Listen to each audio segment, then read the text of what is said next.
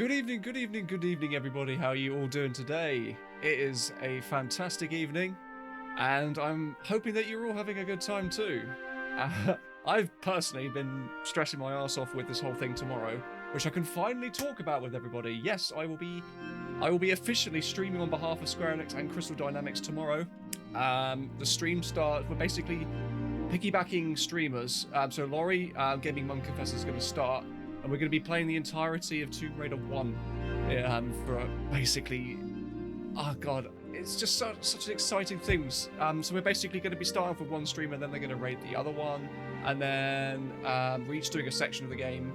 Although there was going to be 4 of us, there's now 3 of us. So Laurie's unfortunately going to have to double up. 4-hour stream. Hashtag. And then I'll be doing Atlantis at the end. So I'm saving the best till last with that sort of pick there. But that means it's going to be a bit of a late one for Steve. Well, hopefully some of you transatlantic folks will be able to catch that. But it starts at 3 p.m. in our time, 7 a.m. PST, Pacific time, I think. Pacific Central time, I don't know. I don't know the acronyms for it. But I'm hoping everybody's okay. I'm hoping everyone's excited for tonight. It's going to get some good practice in and remembering how Tomb Raider is played, so to speak.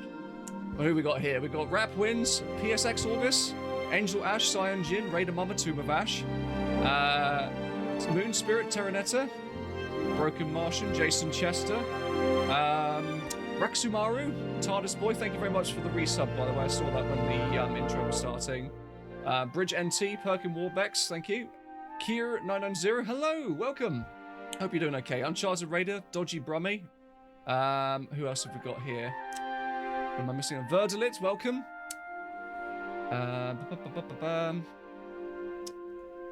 Kels Marianne? I hope I'm saying your name right.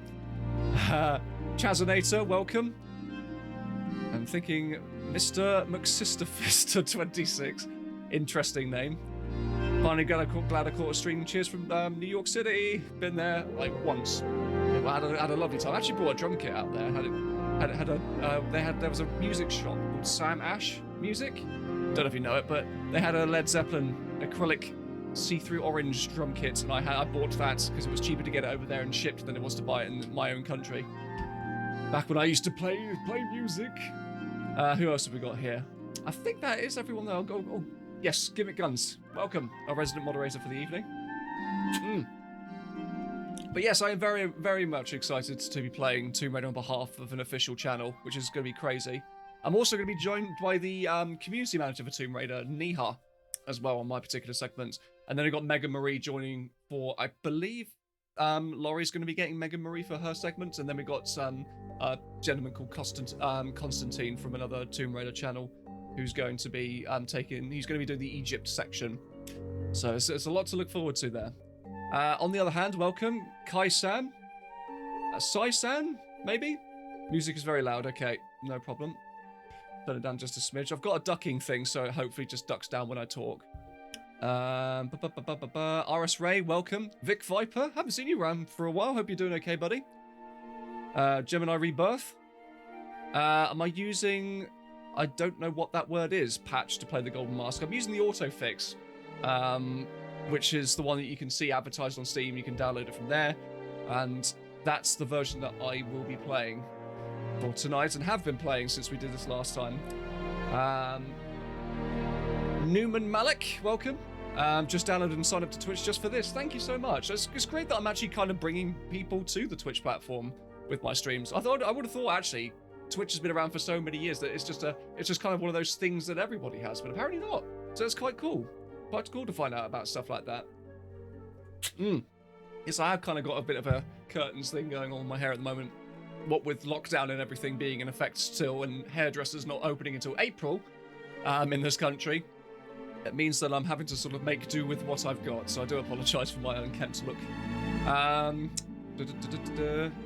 So we're going to making chili juice chokes for tonight, or is this for me to find new material? Probably find new material. Possibly new material. Survivor Reborn, can we get some Jasons in the chat there for Jason? Oh, hang on a minute. The sound effects seem to be broken. 2 seconds, let me remedy that. In my haste, I think I didn't click the chat bot to open.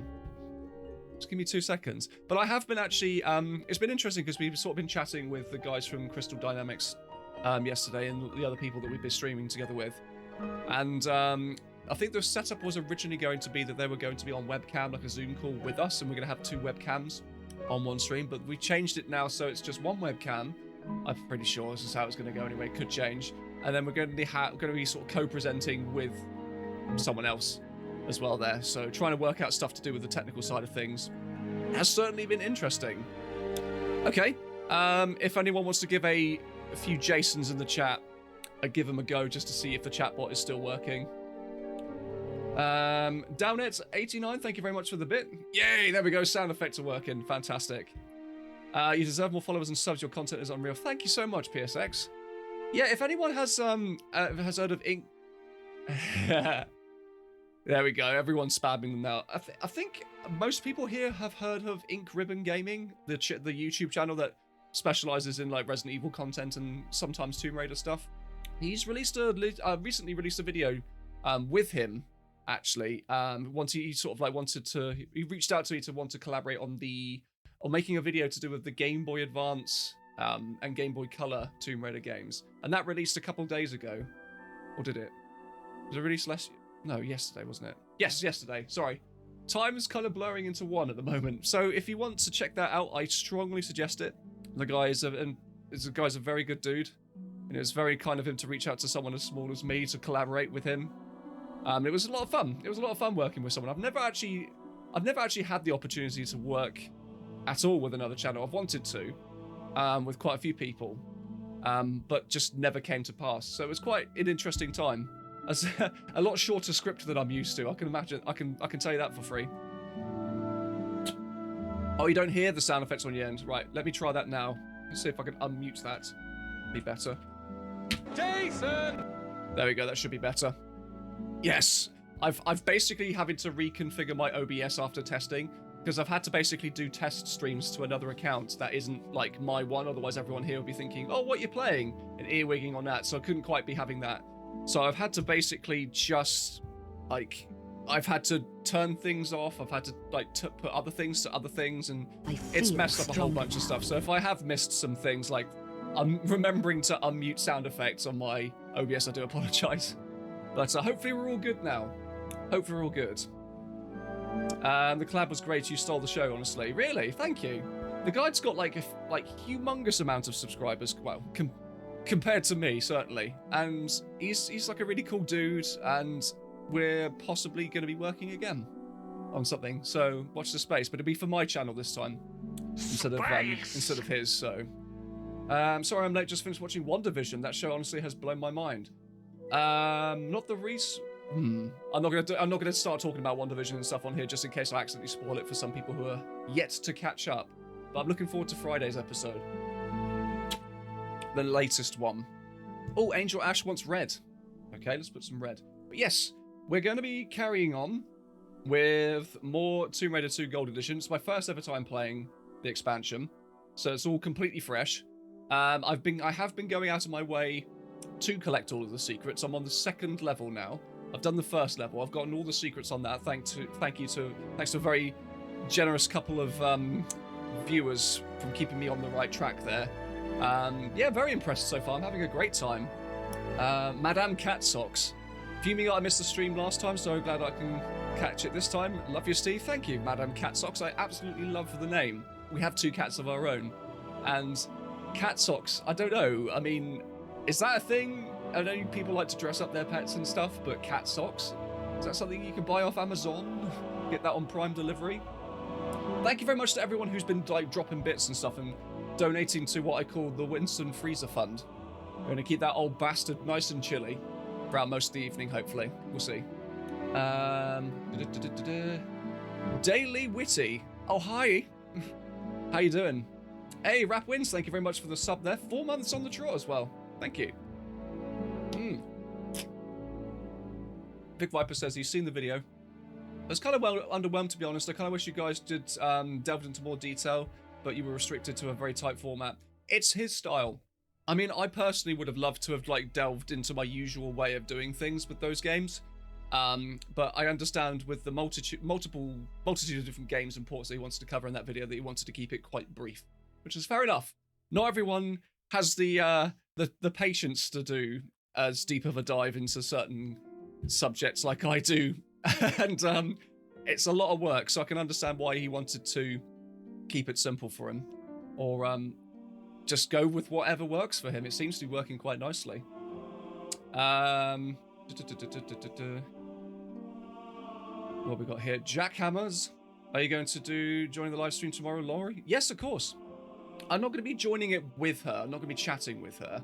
But I am going to be watching. I am certainly going to be watching. I'm going to be glued to that freaking live stream because I'm going to need to know when I need to come in. I'm going to need to know when I need to jump in, when I need to start my stream. And because they're going to be... Excuse me, dust. They're going to be essentially raiding my channel with all the viewers from there. And then I'm going to be doing Natla's Mines, the Great Pyramid, Atlantis, and then the Escape. So it's the last 4 levels. Pretty sure it's 4, isn't it? Let me just see if I can remember that correctly. It might even be 3, fuck it. But yeah, it's the last section from Natla's Mines onwards to the end credits is what I'm doing. I purposefully chose that, even though it's going to be a stupid time for me to be playing and streaming. But it's certainly going to be fun. And then after I finished, I'm going to be raiding Crystal Dynamics' official channel because they're going to be doing a prize draw and giveaway at the end of it as well. So they're doing like a pre-show, then starting with Laurie. And then once we've worked through all the different segments up to mine, and then I end it with going back to Crystal Dynamics' official Twitch channel, and then that's when they end things. They're going to be sort of presenting on camera and doing giveaways and stuff, which sounds quite exciting. I've never been a part of this sort of thing before, so I'm kind of excited and shitting myself at the same time. But enough about me. Let's cut the majestic music and play some Tomb Raider, shall we? Right, okay, so as you can kind of see, I've already been preparing for tomorrow, so I actually got sent some assets from Crystal Dynamics themselves. They actually made us all like a streaming kit of like different screens and overlays and stuff for us to use, like, and chop and change and whatnot. Hey, Merc21TY. 245 bits at work, but I wanted to send you bits. So I hope you're having a great day. Thank you. I'm having a much better day now than I was before. Thank you. And a special thank you to Kels Marianne Ox. I completely fucking butchered that name. I'm so sorry, but thank you very much for the follow. Oh, what the heck? Norana Najar? I think that's the name, but thank you very much for the follow. I've completely butchered that. And thank you for the host there, Gaming Mum Confesses. The lady herself graces us with her presence. Yes, right, so, Tomb Raider 2. Let's not beat around the bush anymore, shall we? Let's get down to business. Let's play some games. So, I had a bit of a controller issue last time, which I've hopefully sorted out for this particular playthrough now. But we shall see. We shall see. Ooh, looking a bit. Okay. Awesome. Excitingly shitting. Yes, exactly the way to put it there, Cyanogen. Thank you. Oh, hang on. Helps if I turn this thing on. It seems to turn itself off quite quickly. There we go. So where are we? We're on the level of Fool's Gold. We're in Stalingrad. And what have we got? So we have got the pistols, the shotgun, the automatic pistols. We've got Uzi clips, but no Uzi. M16, which has been really helpful. Grenades and harpoon gun, which continues to be one of the more useless weapons in Tomb Raider and Lara's arsenal in Tomb Raider history. But so far, so good. What have we got here? Jason Chester, thank you very much for the bits. I have a confession, Mr. Jason Chester. I realized when watching back part of my Tomb Raider Legend video that I released recently that in the special thanks, I kind of name dropped you by accident, which is a really, really dumb thing for me to do. But I'm still sticking it up there. I'm just going to say special thank you to you anyway, because you are an awesome dude. But the name I actually wanted to put on there was Jason Walker, who is the Survivor Reborn. So I've just resigned myself to say thank you to both of you. Oh, Jesus Christ. I will get it right one day, I swear to God. But where are we now? So I'm just trying to catch up with what I've already done.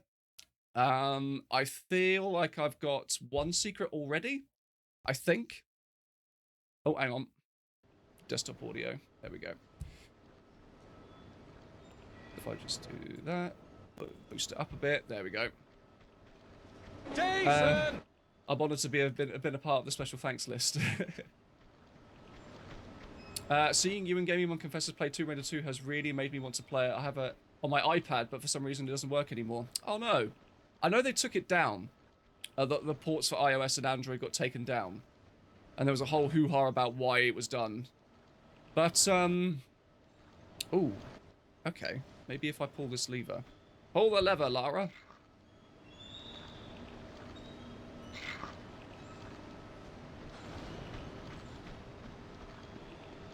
That doesn't seem to do anything. So, yeah, just bear with me for a second whilst I just get my bearings and to find out what I actually need to do in this section.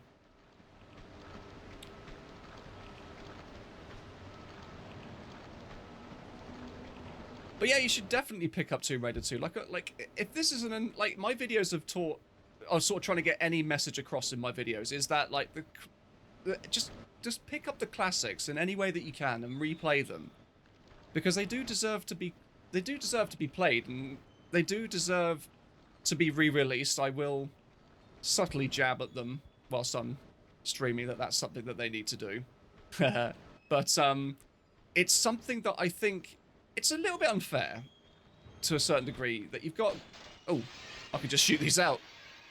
A little bit unfair that you've got remasters of Crash Bandicoot and frickin' Spyro and stuff, which are bloody amazing remasters.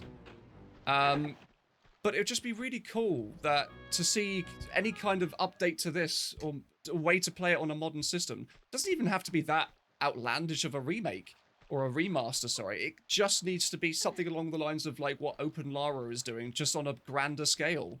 You know, 60 FPS, real-time reflections, and better dynamic lighting, and higher resolution textures, and I reckon that would just be gangbusters if they did that. Like, imagine playing this on the Nintendo Switch, you know? That'd be amazing. I've been replaying the classics myself up till Tomb Raider 4. Started it yesterday. How are you doing it so far? How are you enjoying it so far? Except Chronicles. Chronicles could be great. It had potential, but it's very much a product of its own release schedule. If that makes any sense. Like, if it had more time, like the ideas were okay, and had more time to be developed and more passion behind it, it would have been a much better game.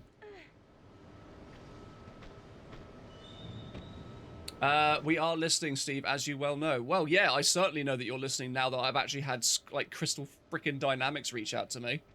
And technically Square Enix. But do you imagine 2020's... 2020 kids having to experience tank controls? I know, that's going to be a wake-up call. That's a culture shock right there. That's what I think a lot of people get put off by, is the controls. But in all honesty, the controls aren't bad. They're just a little bit of a learning curve. Like, it worked for Resident Evil. It's worked for other games since. So it's not like there's not a market for it. There is. And there always will be.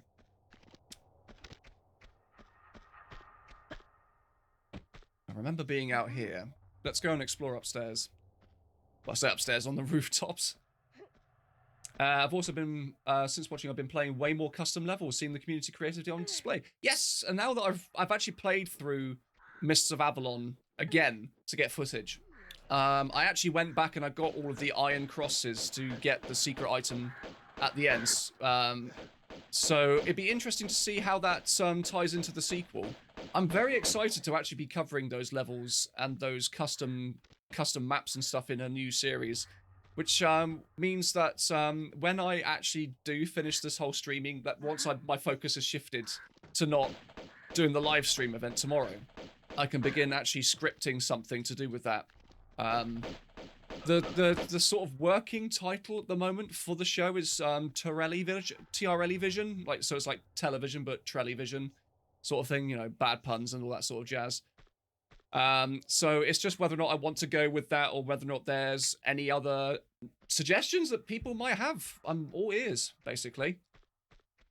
The Mission Impossible levels in Chronicles can go get in the freezer. Well, the VCI building ones. Yeah, if they gave you these pistols here to fall back on, it would be much better and much more palatable. If it was just redesigned ever so slightly and the bugs fixed, obviously, with the cyborgs, it would have been a much more enjoyable experience. But I just reached the end of my tether with that part. I got fed up of being killed by a helicopter over and over again unfairly because of a glitch that I didn't understand was actually happening to me at the time. To just not hold back the rage. You know what I mean? Okay, so that clearly takes us back to the beginning. If TR Classic, Tomb Raider Classic came out today, IGN and GameSpot would probably complain about the controls, so it's hard to give it a 2 or somewhat stupid. Thing is though, I've said this before, and if anyone wants to clip this moment, they're more than welcome to, but there are so many retro revival games out there. You've got games like Dusk that bring back the Quake engine. You've got games like Ion Fury that bring back Duke Nukem 3D's build engine. You've got so many of these games that are marketing themselves as a throwback to when games were good, inverted commas. But what they're doing with it, they're just taking this style and they're updating it for a modern palette, for modern hardware, refining it, and making that gem really shine. Really, really shine. And if they took that with this engine, and if they took this engine and basically brought it to an absolute pearlescent polish, I reckon there would be a market for it. If they just marketed it as something like that, I think that would be their niche to go for. Does that make any sense to anyone? But that's me. I'm quite passionate about that, I guess. Thank you very much for the bits, Shimi.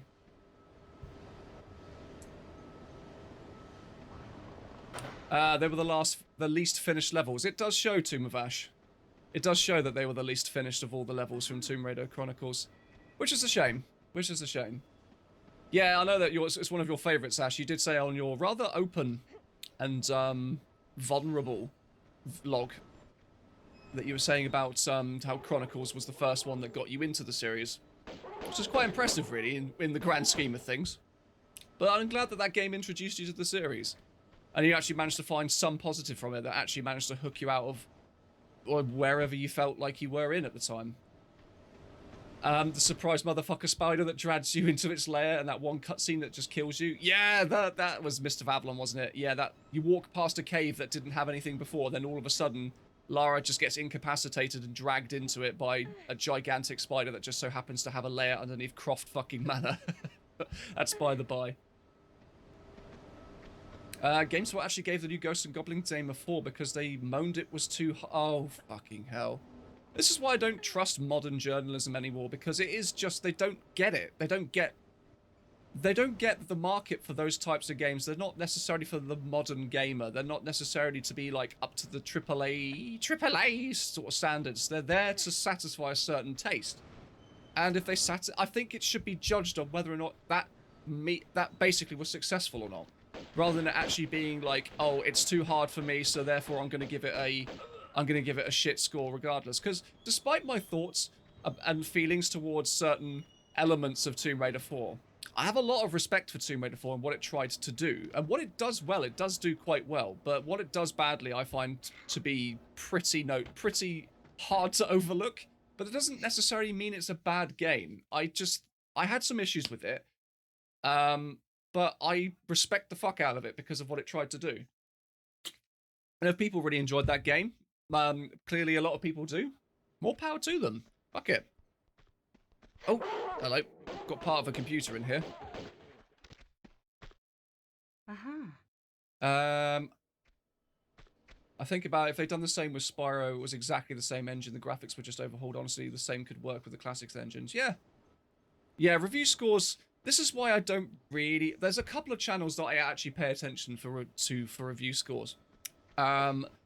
One of them is Easy Allies, because Brandon Jones's voice narrating anything is just like butter to my ears, and they're normally fair and just with their opinions on stuff. So I normally go to them for some quite like honest critiques. They were the people that, if you don't know who they were the people that were part of game trailers before it got closed down, which I was really gutted about, because I really liked their retrospectives from game trailers and their timeline series and all these other little shows that they delved into. They were really bloody good. In fact, actually, like I take a lot of inspiration from those retrospective videos, a lot actually, because like they were really inspiring to me, because I could easily just sit down and watch like an hours long video or several like 30-minute videos in a playlist and I'd not get bored, because of the way it was presented, the way the Brandon Jones like enunciated stuff and presented stuff, and I loved it. I ate that stuff up, and I was gutted when that website got closed down and then amalgamated into IGN, so it's a complete husk of its former self. That's by the by. That's by the by. But it's but review scores in general, I just don't. IGN, I definitely don't pay attention to anymore. 100% don't pay attention to anymore. But I think review scores are kind of redundant. I think I tried it when I was like reviewing stuff early on in my channel, like because everyone was doing review scores. Like my Resident Evil 7 video featured a score system. Sort of looking back on it now, it's a little bit redundant, but that's why I kind of opted to not give scores at the end of my like newer videos. Like the War Report series is basically just it's a thought piece. It's me giving my opinions on something that's kind of like a mod, like a total conversion mod for a game, or if it's a brand new expansion or a brand new game, etc, etc. It's just basically me saying, I played this is what I thought of it, this is what I liked, this is what I didn't. Jesus, where did that come from? Sorry. And I don't give a score at the end of it. I just give like a recommend or something like that, and like you could go for this, but if you don't, these are the reasons why not to. And yeah, I think that's the better way to go. I think gaming as a whole nowadays, especially with like Metacritic and stuff, punch! is far more beholden to review scores and metrics and statistics, and it kind of takes away some of the passion a bit, like some of the heart of it. I know that sounds very cliche, but to me it sort of robs the ability for people to discover a game that might be a hidden gem for them. And one example I'll give of that is that I'm a massive fan of the Serious Sam games. And I wouldn't have discovered those if I hadn't taken a chance on a game that was reviewed at the time on PS2 as like the Next Encounter. It was a spin-off. And it was reviewed on PS2. It only got a mediocre score, but I played a demo of it and I quite enjoyed it. Picked it up, loved it, and I ended up sort of buying into the Xbox port, and then I got the PC versions, and I've sort of gone from there. So it really goes to show that you can't trust a metric. You can't put a metric or a number on how someone feels about something. You know, it's all about the individual experience. And I know that there are sales figures and all that sort of, like, companies have to measure success rates for things. But at the same time, equating something, like, because people get very tribal about games, like, getting 7 out of 10s because they think that's a bad score or something. Or, like, an 8 out of 10 isn't, for example, if it's not the perfect score. Like, people are petrified about giving AAA games these days, like, anything that isn't a 9 or a 8 or a 10 out of 10. If it's anything 7 and below, it's basically, by most people, actually, I find from personal experience, just not even worth considering. I've been guilty of that exact same thing a couple of times, but that kind of, I like the voyage of discovery with games. I like going to a shop or something like that and picking something off the trade-in rack or something like that, and just taking a chance. And I know the point of reviews and like sites like that are supposed to be customer advisory, but more often than not these days, they're kind of in service of the publishers and the game companies that make them instead, more than actually caring about consumer. Because the reason why I say this, and this is my old man yells at cloud moment, is that if they genuinely cared, like people like IGN and GameSpot and like all these other big places, if they genuinely cared about giving an honest and fair critique on something and wanted to make it better, they wouldn't keep giving 8s, they wouldn't keep giving 9s, they certainly wouldn't keep giving fucking 10s, because no game, regardless of what you feel about it, is perfect. If every game has something that someone somewhere can find bad. You know, case in point, TR4. You know? It's crazy, and people get very tribal over it, and they're very tribal over consoles, which I know has been a thing since the 80s and stuff. But I just think it just needs to stop, and I think people need to stop getting angry at the fact that people's exclusives are going off to play with other kids or other consoles in this analogy's case. Sorry, I feel like I've ranted for a little bit. I've kind of neglected the chat a bit. Sorry about that. Upside Down Grunt says, I really miss demos. I understand why they're not as common anymore, but demos can be a really good way to find a new game you might not even have ever heard of. Yes, perfect.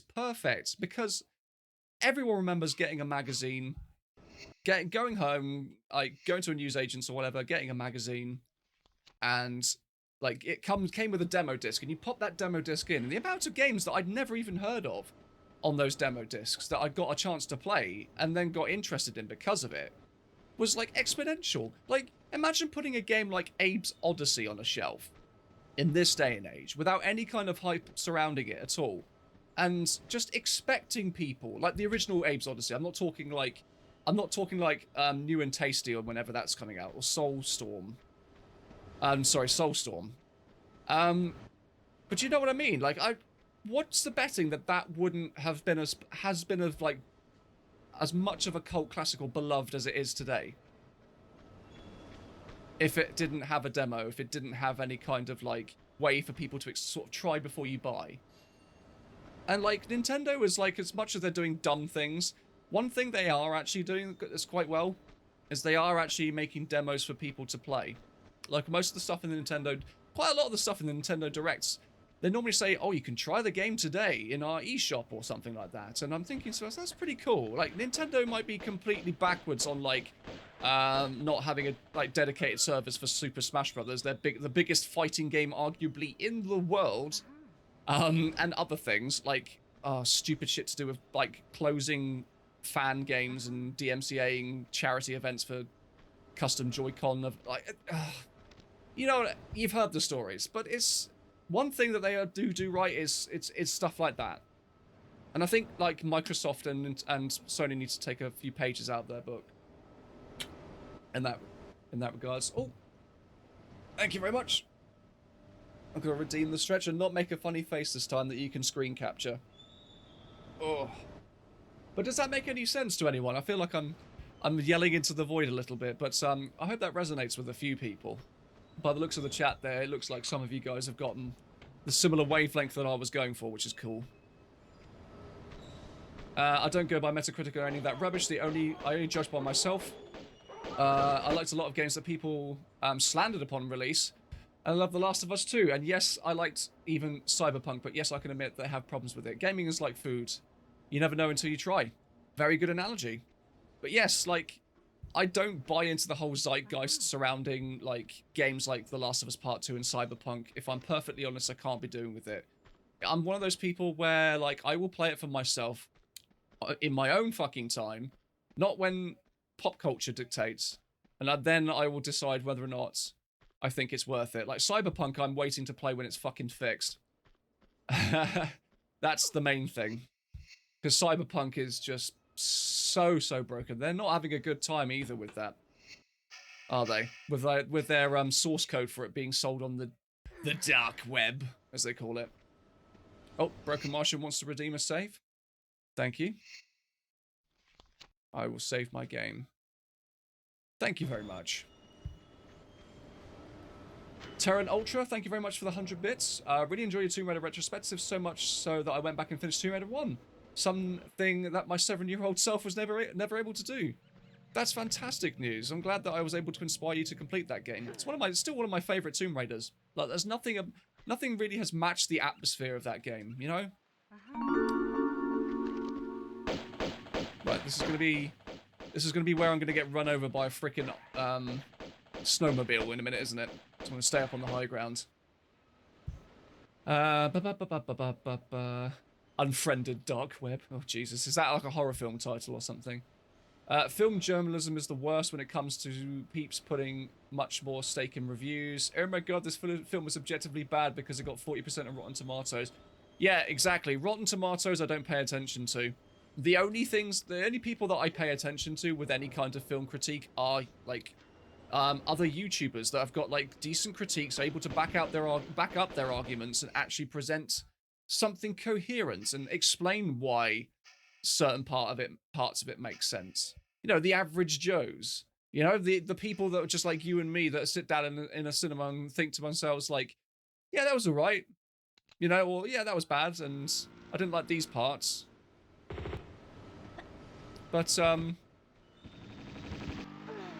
god damn. It doesn't help that this part here is very dark. Let's reload. Laura Kenobi. There's a few games like Serious Sam I got into because of me. Thank you, man. Serious Sam is like it's not the most inventive of series, but it's damn good at what it does. And I was a little bit disappointed with 4. I'm not going to sugarcoat it. I still think it's a damn good game, but I was a little bit let down by 4. The fact that it could have done it could have done so much in retrospect, but it kind of let itself down by being bogged down by too much of its own past. I think the series needs to stop going the modern day route and start going back into the silly cartoony territory, but not Serious Sam 2 levels of cartoony. Yes, I like the fact that IGN actually did do that. Sorry, 666, I've just seen that comment.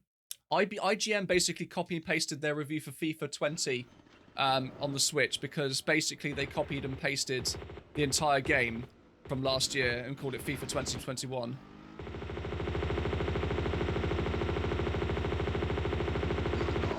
Right, cool. He's dead. I'm gonna heal. Right, let's save. Save game. You can't win, Snowmobile. I have the high ground. You underestimate my power. I'm Anakin, and for some reason, I'm Garth Brooks. Right. Let's kill these ratties. It's time to take out the pists. I am the Ratinator. And remember, you can't spell ignorant without IGN. That's a tale as old as time. I do feel kind of bad for some of the people at IGN because not all of them are complete, like, corporate sellouts. There are some people but there are some people behind the names and faces of IGN, you know? They're not all sellouts. Oh, okay, so that's where it goes, game. Okay. And that guy's trying to get in regardless. He doesn't have the key. He doesn't have the secret. But I do. Thank you very much to everyone who's been doing bits so far.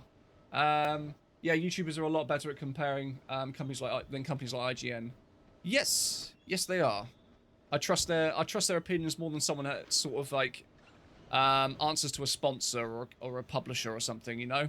Because there's always some kind of ulterior motive. There always is.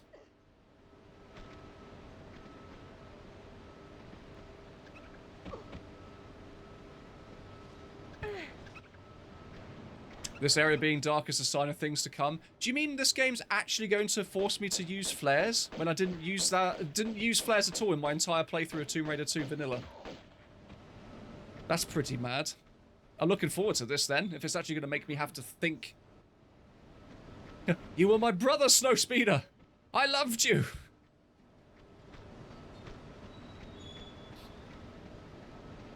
Going by how much they seem to add to yearly sports games, they could just make one game per console gen and support it the whole time. It's very true. That's very true. I'm not a massive fan of sports games, but I know they have their place. I know they have their place, and they're lucrative AF as well for especially for fucking EA bastards.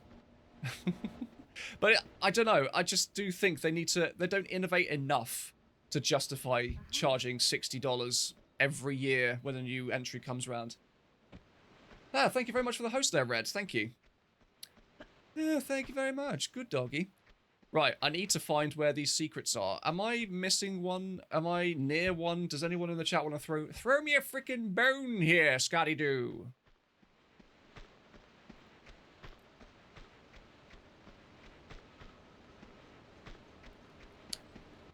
But how will we make money? Going by how much these... yeah. It's just answering that question earlier, wasn't it?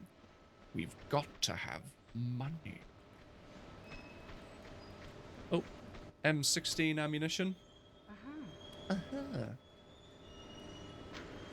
It is. Is it like companies like that just remind me of the dude from the Tom and Jerry movie that does that line? We've got to have money. R.I.P. Tony J. Hydrate. They will hydrate. For great justice. Oh, snap. Watch out, oh, it's your boy, he's been at the vodka again. Zippity zoopy, he come that for that Lara booty. Hey, Dimitri! Oh, shit! Oh, I was gonna go with a line like something along the lines of, didn't Mum teach you not to drink and drive? And then his mate comes in and fucking floors me. Phantasmical. That was a swerve park and a half, wasn't it? Swag strat. Right. Maybe I should use this myself. Maybe.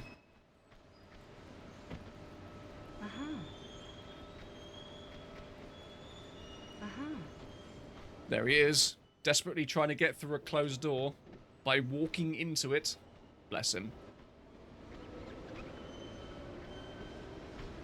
It's nice to know that the Russian army is an equal opportunities employer.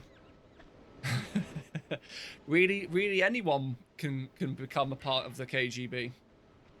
Thank you very much for the bits there, Uncharted. Right. I have a feeling that I should be using this. Penis! Yes, this penis.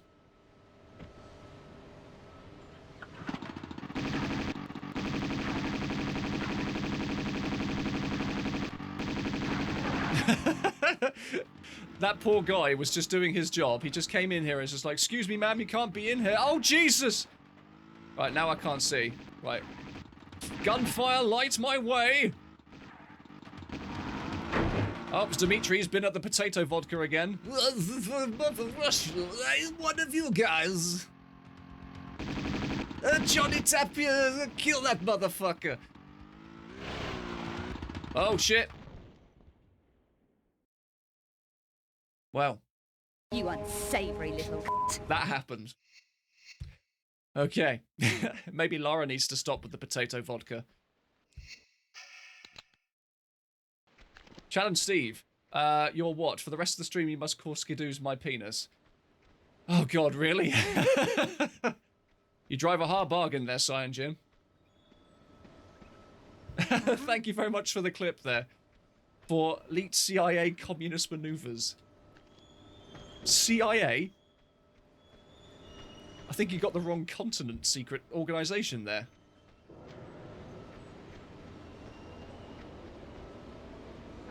Hey, Fly Guy, welcome. Oh, how's it going? Hope you're doing okay.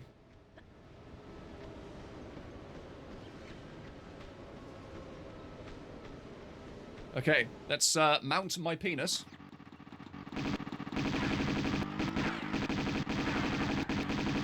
It's just gonna slowly maneuver my penis through the darkness. Hey! I just killed a man with my penis. Okay, there's Dimitri again. Fucking uh-oh, uh-oh, uh-oh, uh-oh, uh-oh! I held back, you fucking dick! Oh, I held back on the controller, but the game was just like, nope, we're going down! Wow, my penis really has some firepower. Exactly. It's like the whole thing in Jackass where they go to a state in America, a town in America called My Anus. And Johnny Knoxville just keeps on going around saying, hey, there's a toy car in my anus. Hey, look, there's a sewage plant in my anus. It's that exact same thing. Hey, there's a gift shop in my anus, you know.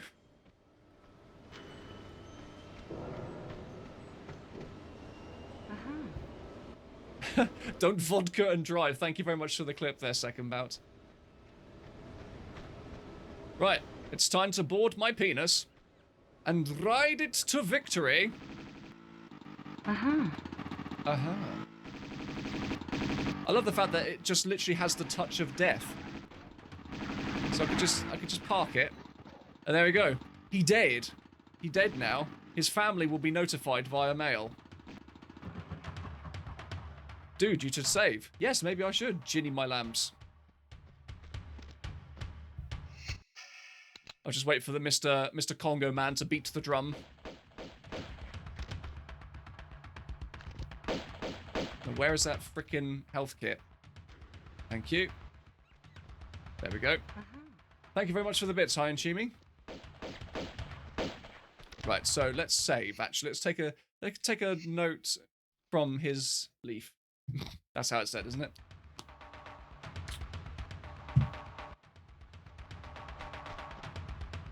I can see why I struggled. You can see why I struggled in the previous level with the skidoo. Yes, the handling of the skidoo is a skitile of skitit. Skidoo, more like skipoo, am I right? Right, there was another one. There he is. There's Vladimir. He's now dead. His family will be notified via carrier pigeon. Oh shit. Wait, what? That worked? Moscow, Moscow. Da, da, da, da, da, da. Yes! Yes! Donuts, motherfucker! Donuts! Yes! I'm actually doing fucking donuts in this thing. That's incredible. Right. Skiving. I don't know. I just don't know what I did there, but it worked. I'm still alive. The skidoo makes me want to commit skiduku.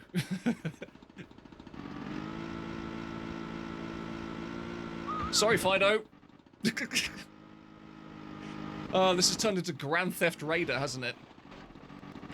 Grand Theft Lara. Ah, right. Where's my mother? Where are the secrets, by the way? I've not come across any secrets yet. I'm kind of worried that I'm gonna miss one. Hey, Joko. Joe Cookie. Right, let's explore this little area first. I've saved, so if I need to, I can reload. It's fine. First time watching my stream. So happy to finally be here. Keep up the awesome work. Thank you, Ian Shan. I swear I saw you on the stream the other day. Other day?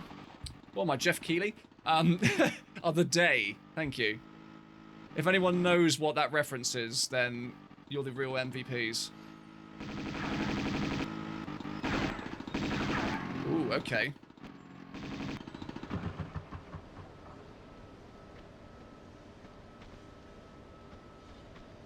This is going to get very dark, isn't it? Right, let's push the thing. The Stellar Guide says the next secret is at a keycard swipe on a star lock. Ah, okay. So not too far from where we are then. That's pretty good. How many secrets do I have so far? That's a good idea. Let's have a look at the statistics. 1 secret so far. So we need the 2nd secret and the 3rd secret. Okay, I need to get on my trusty steed. Ah! There we go. Thank God for that. Right, I'm back. What are we doing? We're running over fools. Where we're going, we don't need roads. Wait, am I back here? I am as well. Oh, cool. So we've just basically gone round in a massive circle. Sweet.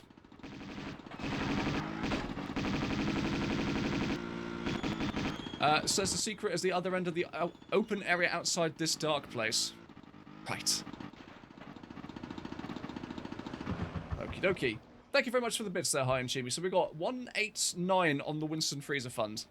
Keeping that dude nice and chill. Broccoli.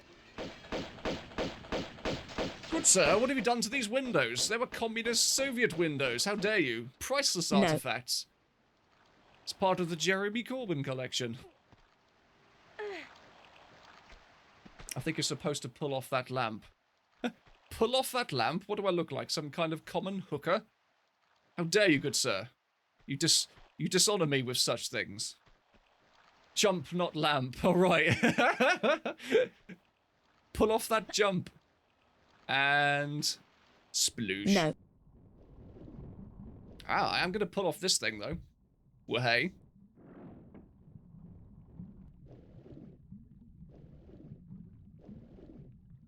My arms feel stronger. Maybe I can turn this innocuous-looking thing so I can progress. Right. It still makes me chuckle to this day how Angel of Darkness handled its progression system. It's just like, oh, you want... like the developers are like, how do we make people explore the rest of the levels in our game and not rush through it? I know.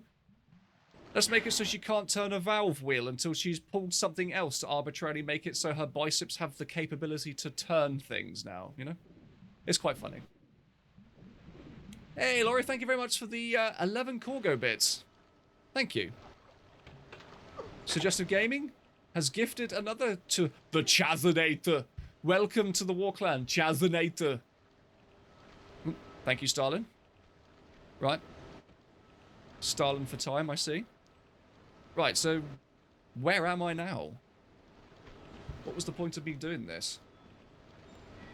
Jay Mariner, welcome. Macho broccoli. It was so close to greatness, but it was a victim of its unfortunate circumstance.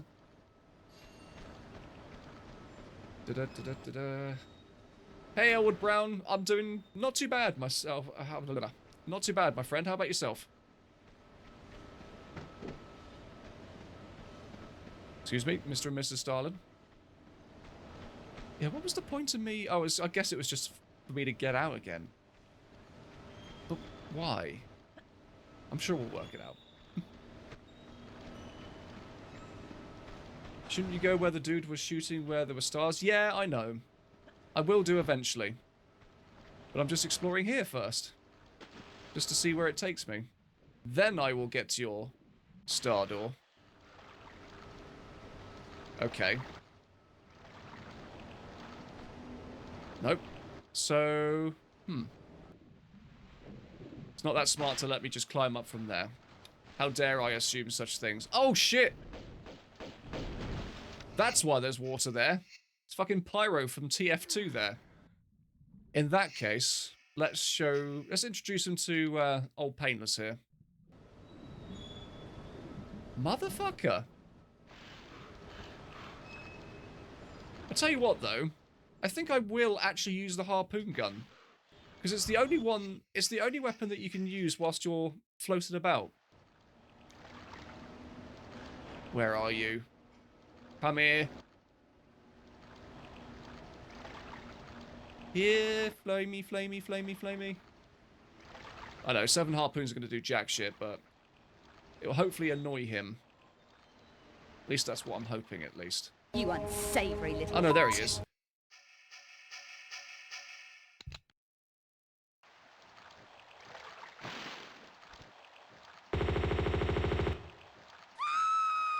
And he's dead. AOD is a guilty pleasure of mine, just like Resident Evil 6. I need to play one day I will revisit Resident Evil 6. It was a bit of a mess, but it was okay. It wasn't the best, but I'm definitely glad they went with the direction they did with 7. Yeah, I barely used the harpoon gun. I found it too situational. And even in that situation, even in those situations, it was more economic to just run away than to actually stand there and fight. I've got balls of steel. Hey, thank you very much for the bits there, Hein Chibi, Downet, and Raider Mama. Thank you.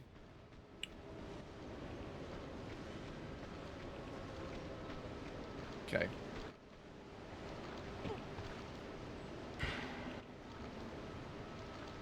As much as TR2 is your favorite classic game, it has the worst enemies.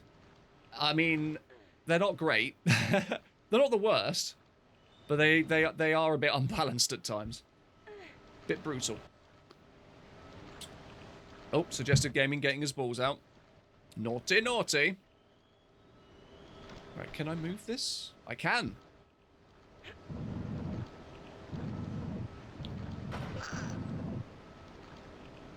RE6 killed all interest that you had in Resident Evil. Really? And that's coming from someone that liked Umbrella Chronicles. Really? So you've not played 7? 7's fucking incredible. It's one of my favourite horror games. What would be the worst enemies in classic Tomb Raider, in your opinion? I mean, the gun enemies in this particular game aren't inherently bad. It's the way that they're used is the way that makes them, like, quite terrible.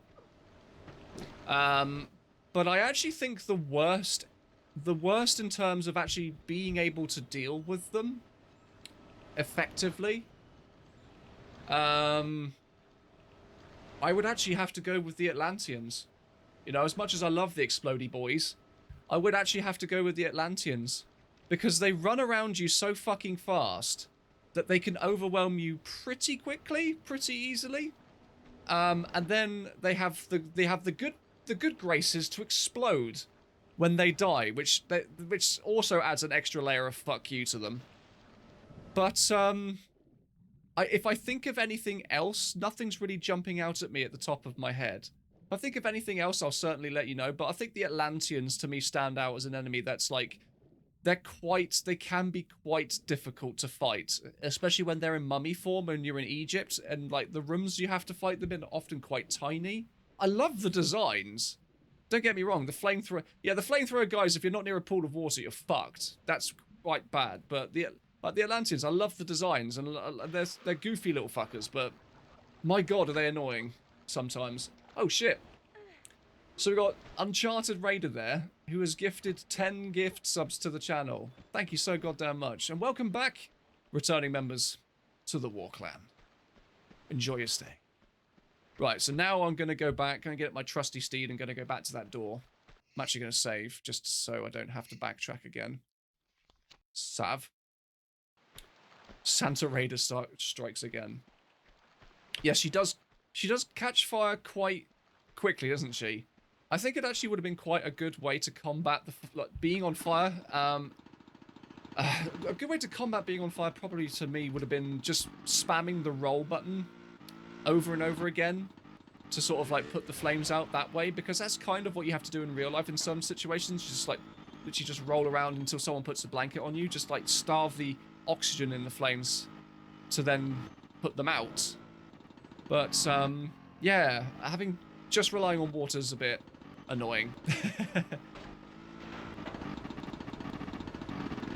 Oh, so we're back up here now. Okay.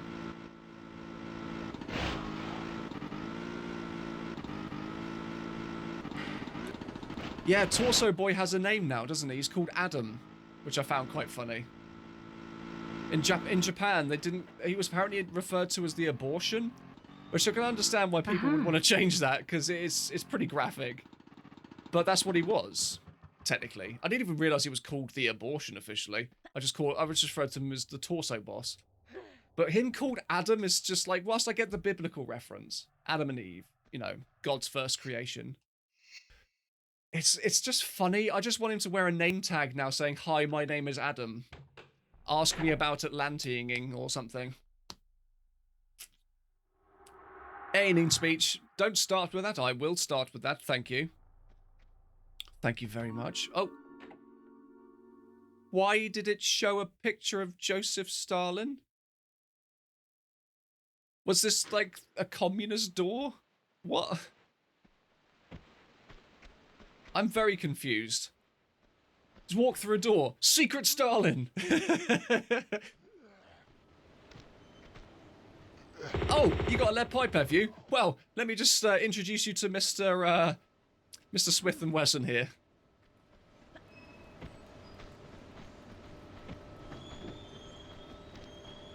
Can't reach him, unfortunately. Let's pull this lever. Let's see what it does. It opens that door. Cool. communism intensifies. It was a bit like that. I think, is that supposed to hint that's like I'm supposed to go there or something?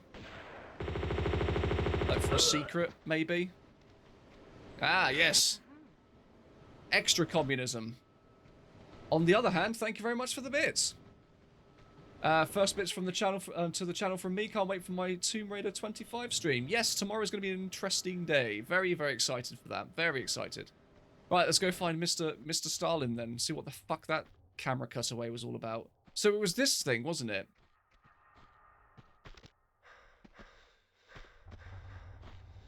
There's some heavy breathing behind this Stalin. Oh wait, hang on, this is opened. I'm pretty sure this wasn't here before.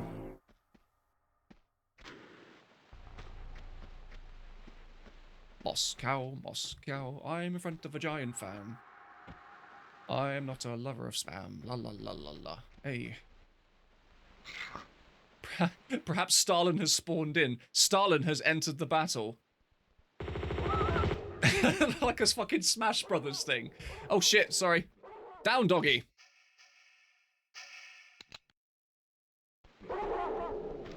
Scorpion wins was one of your favourite moments from my videos. It was one of my favourite jokes to write because it the joke wrote itself.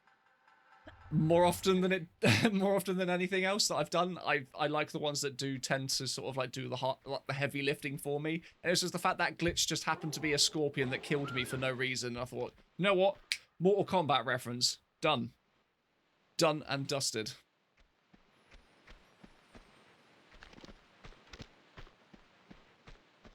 Aha! Yes, secret Soviet gold. Aha. This is, what you call Stalin's stash? Stash? Stash? I know. I'll see myself out. Thank you very much for the bits there. Hi and Jimmy and down it. Don't boo me, upside down grunt.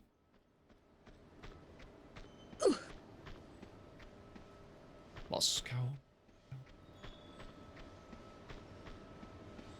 Considering this place is in Alaska, it smacks of what the CIA thinks is a convincing impersonation of the Soviets. This is Stalingrad. This is the Alaskan Stalin-themed theme park. Just so happens to double as a refinery.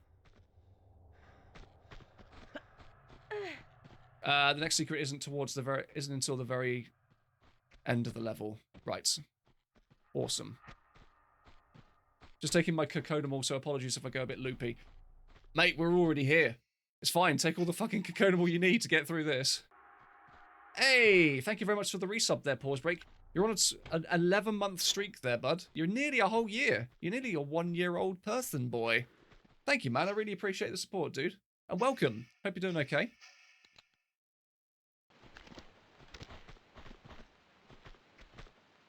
Fun fact, look up the CIA's attempts to kill Castro sometime. It's proper Wile E. Coyote shit. Did they try and drop an anvil on his head or something?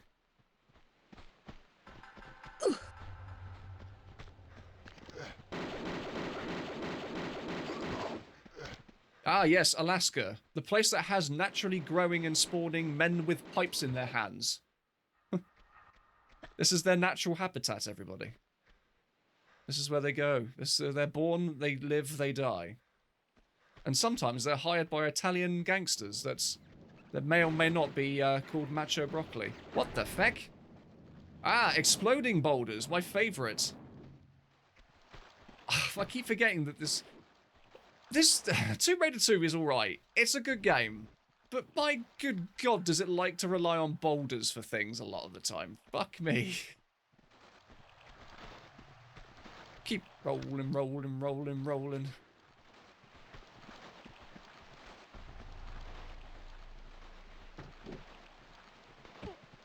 Italian gangsters, there are also evil cultists. Yes.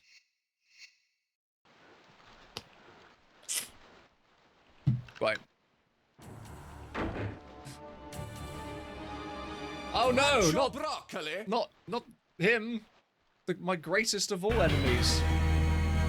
Let me just save before I encounter this dude.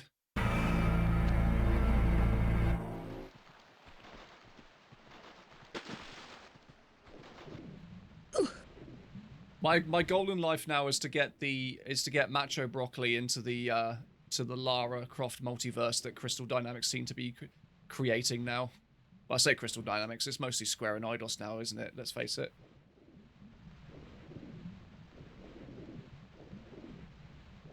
Yes. Change history. Where Lara wasn't hunted down by Italians, it was just a bunch of really angry vegans.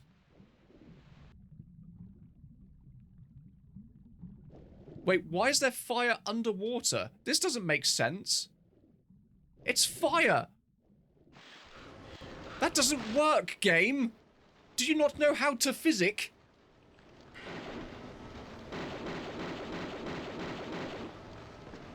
What the fuck? And he just walked through a window.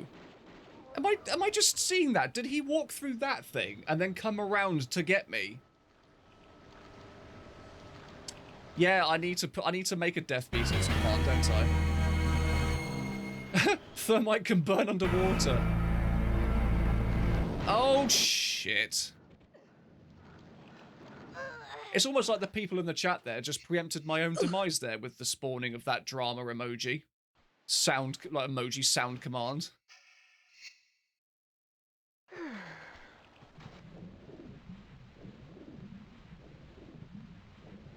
Thermite can't melt steel beams. Hey, Bullet Time Tales, long time no speaky. How you doing, buddy? I'm doing alright. How about yourself? Magnesium 2, actually. Isn't that what the flares that I'm using at the moment have? Could be completely wrong on that. I am not a scientist, man.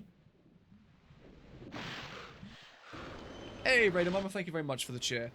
And thank you very much to Twin Armed Duker.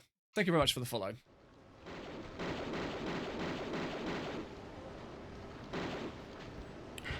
Oh, someone has redeemed a stretch. Oh, that. I don't know if you heard that at all, but that was my back. Oh, nice, and a hydrate. Thank you. You won a Steve at the slot machine. Well, congratulations. What slots were they?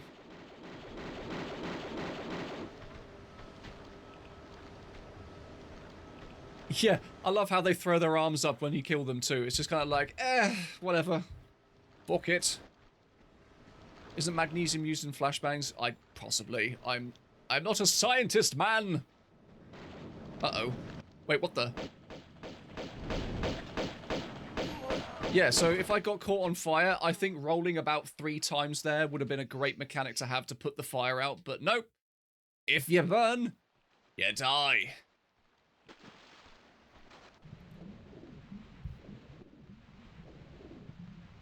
Moscow, Moscow, burning down the house. Good song. You unsavory little New at Twitch, just getting to learn the new mechanics. Make yourself at home. A lot of people seem to be new, here seem to be new to Twitch, actually. A lot more than I was expecting, which is pretty cool. Ah, so you want green, do you? Fine, I will change my surroundings. The press of this button. To a nice little green there for you. How's that? How's that? Is that better for you? Nice bit of green. I don't know why I went Ray Winston Cockney, but it works.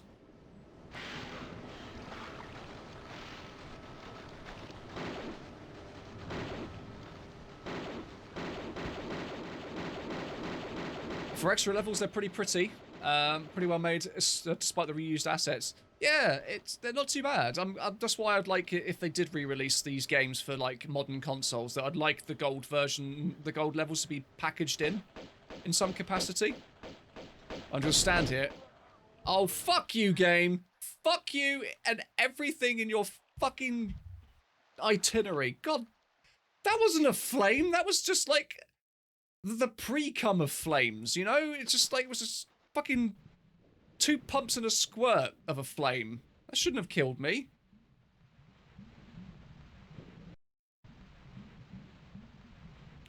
No. Do you know what else has died? My controller.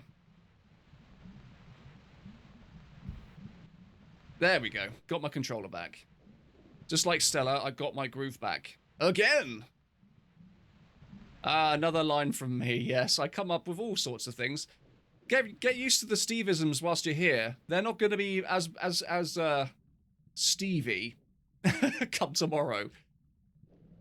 Can you imagine me saying something like that when I've got, like, a Neha from the community, Crystal Dynamics community manager listening as well? That would be, she'd probably find it funny, but she'd probably at the same time be like, oh, Steve, we're going to put you on a blacklist now. Please someone produce plushy Steves. I'd rather have a plushy macho broccoli, to be honest, rather than a plushie of my face. That'd be rather horrendous. For everyone involved. Hello, go on to Etsy. Fuck you! It does make me chuckle how she dies when she has the M16. She still holds it upright, like, just one more shot. Broccoli. A little Steve Funko Pop. That's the dream, isn't it? To get like either a U2's figure made of you or some kind of Funko Pop. That'd be pretty fun.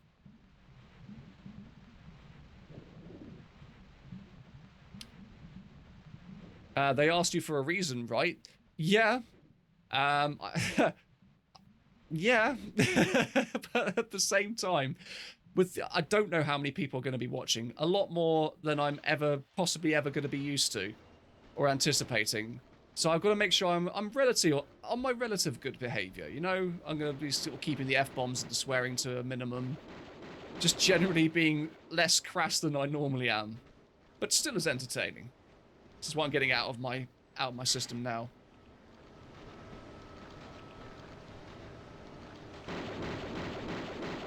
Yes, you're dead. Fuck you and your family. Right, bit much, but I needed to cathart. That was catharsis, and I catharted all over him.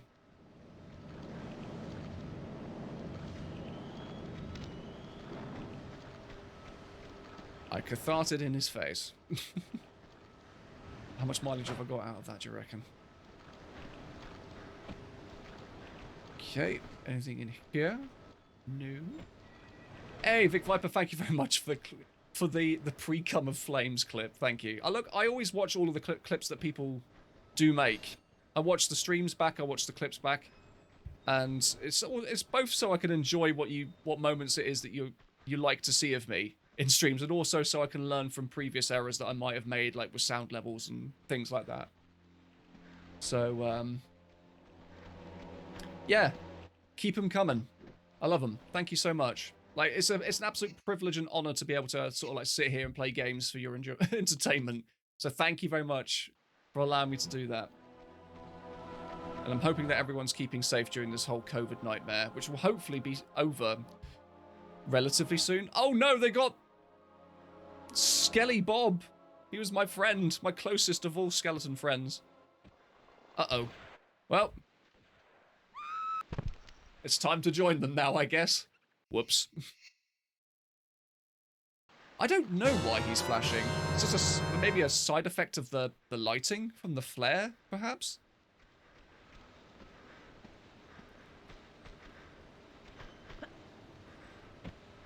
Glowy boy. You.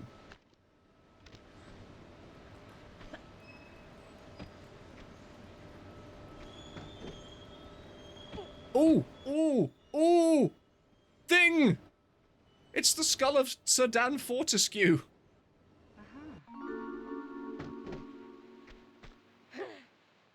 That's actually reminded me of something.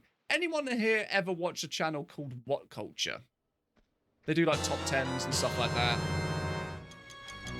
Has anyone ever heard how they pronounce certain words? Or names? Has anyone ever heard them pronounce the name Fortescue when talking about medieval? I kid you not, someone actually, without double checking how it said or anything like that, decided to go with the pronunciation Fortesque. Yes, a professional person that's paid to do what I do for free, essentially, got the name of the main character of the game that they were talking about wrong. Horrendously badly. What the fuck? So damn Fortesque. Yes, it just beggars belief, doesn't it? Foreskin? No! Rapwards, we going off topic here. Take some jilly juice and go elsewhere.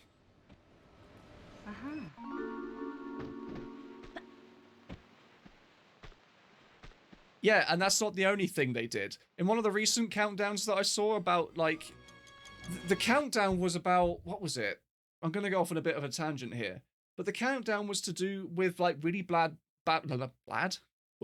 really bad plot twists in, like, RPGs or something.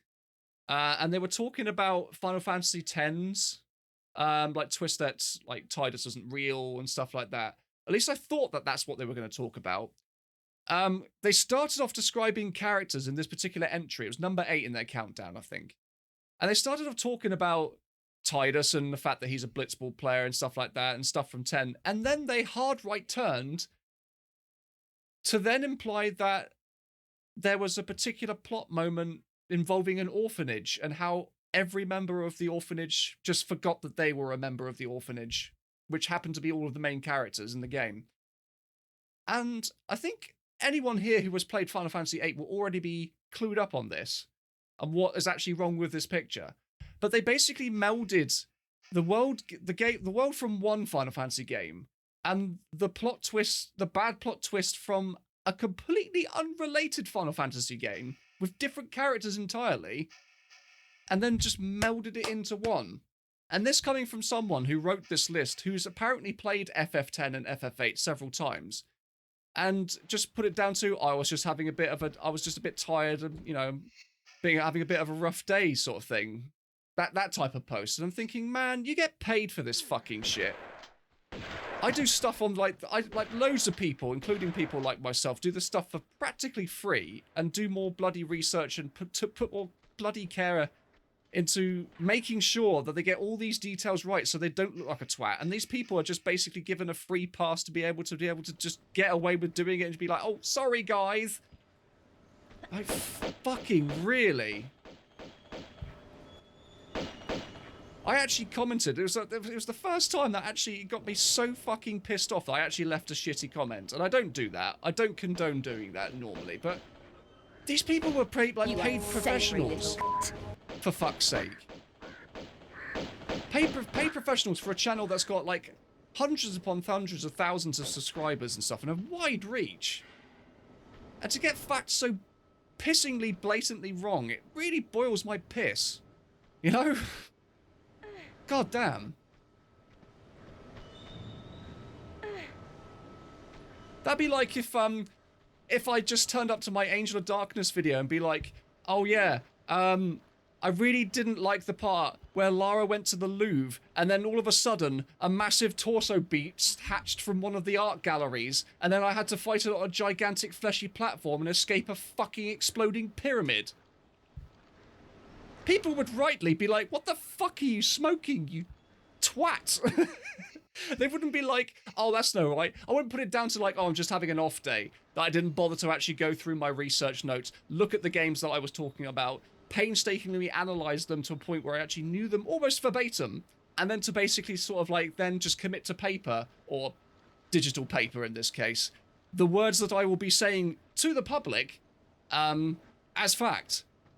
No, I'm just going to completely forego that and just be like, oh, I made a mistake, akin to making a typo about an actual fact of the game I'm critiquing as like oh, I'm just having a bit of an off day, I'm just a bit sleepy, you know, I'm so busy I'm run to the ground, you know, blah, blah, blah. So, you wouldn't let that shit, like, slide. I wouldn't be in this position I am in now if I did that sort of thing on a regular basis.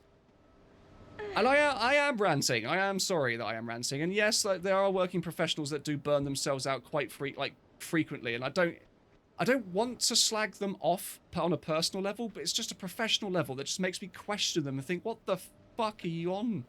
I want some of it. You know, if I knew that getting into games journalism was going to be so pissing easy, then I would have just, like, wrapped the cocaine and sent the hookers to them myself.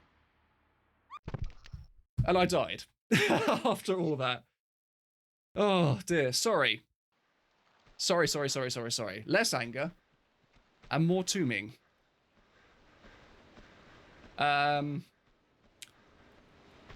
Let's catch up with some of the chat. Watch Mojo annoys me with some of their videos. Here's top 10 awesome speeches in films, but we're going to talk over them, describe them instead. Watch Mojo I did subscribe to many a moon ago, but like even Sarah doesn't really watch them anymore. She might do occasionally, but I've completely given up on Watch Mojo. It's the whole constant ring the bell and click the notification icon to get updated with our latest videos, and their latest videos are all about the same fucking thing, just reworded slightly differently to be able to fit some kind of other search term. It's really goddamn soulless. I hate corporate shit like that. You are It's savory little. it's so manufactured, you know? Channels like Watch Mojo, and to a lesser extent Watch Culture, because some of the people behind Watch Culture I actually quite like. Some of them though, like Watch Mojo especially, are just kind of like the battery hens of the animal farm that is YouTube. They are basically there to basically just like eat and eat and eat and eat and eat and produce and produce and produce in the most squalid, turgid and uncreative and uninspired environments that you could possibly think of, and all to produce on a mass scale constant content for people to appease the algorithm and also to basically keep their channel in like the top 100 or however the fuck it works. But that's what it is. It's just junk food. It's junk food made by battery hen presenters and scriptwriters. Oh god, I promise I will get away from this topic because I am very conscious that I sound like a complete, I know, like kids in glass houses shouldn't throw stones, that sort of thing. Fuck. It's actually putting me off my game now. But you know what I mean? Am I the only person that thinks this? Does anyone else agree?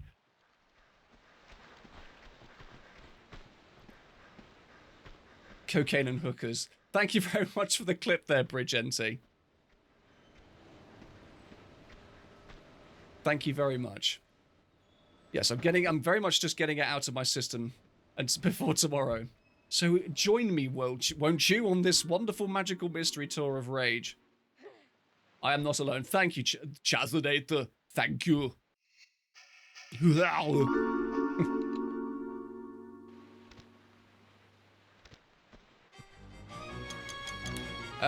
Did anyone see the new YouTube age verification and now needs a credit card details with a photo ID? I did not see that.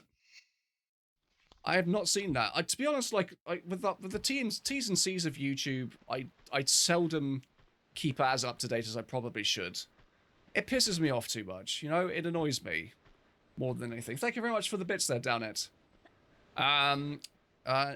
I know there's all kinds of... They've done some weird shit in the past. Like the whole age verification thing was dumb because although I can see what they're trying to do, it buggers over other people like animators and stuff like that, and animated like cartoon channels and stuff like that that are for adults because they have to market themselves as not made for kids.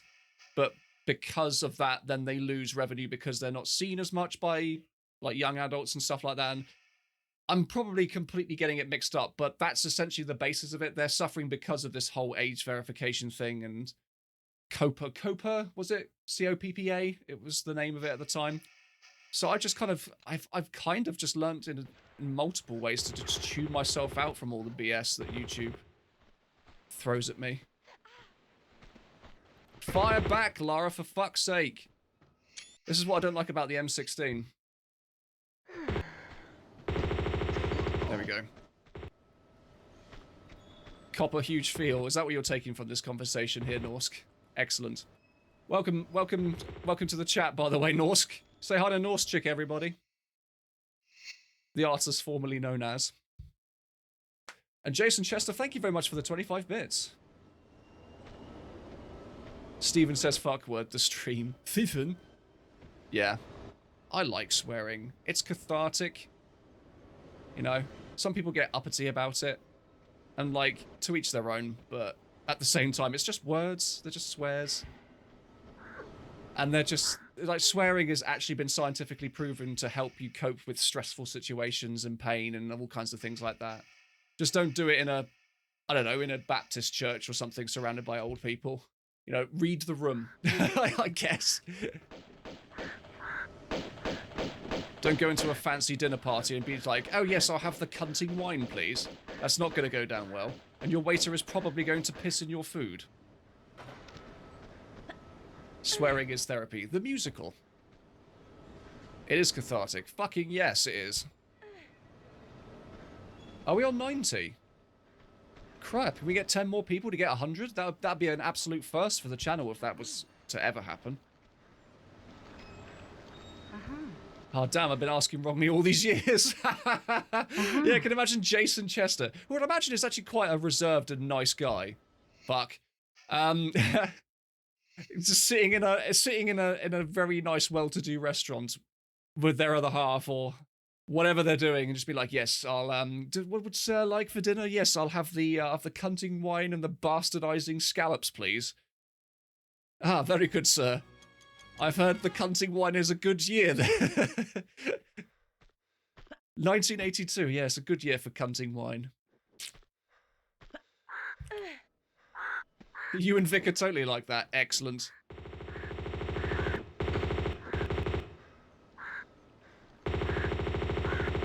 And just like that, the eagle race was made extinct.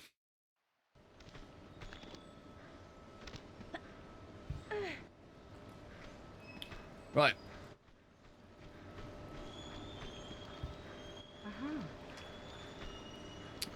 So Alex has said, yeah, YouTube runs ads on videos that can't monetize. Makes me honestly make me want to take my content down off the site entirely.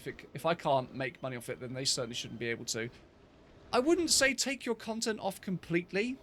It's annoying, but you've still got avenues like Patreon. You can still get things like Ko-fi, get donations and stuff. And at like our stage anyway, we're doing it for the passion more than anything, because we kind of have to. As much as I'd love to turn this into something I can make a living from. Like even like my subscriber level, like I'm still a very small fish in a very large pond at the grand scheme of things. And AdSense, I've earned fuck all from that anyway. But it is annoying how smaller channels who aren't necessarily given the opportunity to get YouTube's back, and they seem to just keep doing more and more stuff to just kind of spit in their faces. I wouldn't do anything drastic as take down like your content and host it elsewhere. I personally would keep doing it because you want to do it. Because YouTube, at the end of the day, is as much shit as YouTube likes to pull, it's still the biggest platform for video content in the world, as opposed to Twitch, which is all sort of like more for live stuff. Just keep at it, man. Do it for the passion. Do streams. I know you're getting more and more into streams, which is doing very, very good for you, mate. But just keep doing. Just don't let the fuckers get you down. Just keep at it, man. And it goes for anyone else here who's looking to do something like artistic as well. Just do it for the goddamn passion. And so I can get some new kneecaps. Do it for the passion. Like if you put passion into your work and people can see that, then like it will be reflected back at what you basically get from it. Sounds very hippy dippy, but it's true. Just keep doing it for the passion first, and then see what happens afterwards. See what happens. It is all about the passion. I mean, heck, look at me. I've spoken to two members of, like, ex-members of Core Design from this. I have also gotten this opportunity that I'm doing tomorrow through doing this. I wasn't expecting anything, and I just took a whim. You know, I took a chance on something. If I'd taken my content down because I got too disheartened by it, I would not have been doing what I'm doing now. It could have been completely different, and you just don't know. You just honestly don't know. And it would be a shame, because your YouTube content, by the way, Pause Break, is really fucking good. And I want to see more of it. I want to see more of it. Like, your streams are great, but I want to see more Pause Break. You know, you got some shit hot animation that you do with your little character and stuff. Your analysis is on point. Ooh, cave drawings. This is fun. And there are loads of people like that out there. Like Tomato Ghost, he's criminally underrated channel. He puts so much effort into his bloody videos, more than me. More than anyone that I actually know. And like it's mental that these people just go completely under the radar. All it takes is for someone to share it in the right place, and then you get some kind of growth out of it. And like Petronius as well, he's another great channel as well. He got shouted out by Nitro Rad fairly recently, which was pretty good, about it being an underrated channel. And the guy definitely deserves it. He puts a lot of passion and effort to it. And he's, unfortunately, like, some people have situations, though, where they're a bit sucky with personal issues and stuff. Like, especially with COVID, it hasn't helped. Yes, we've done it. Nice.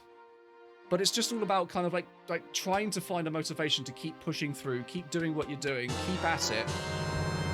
And who knows what happens, you know? Who knows what happens?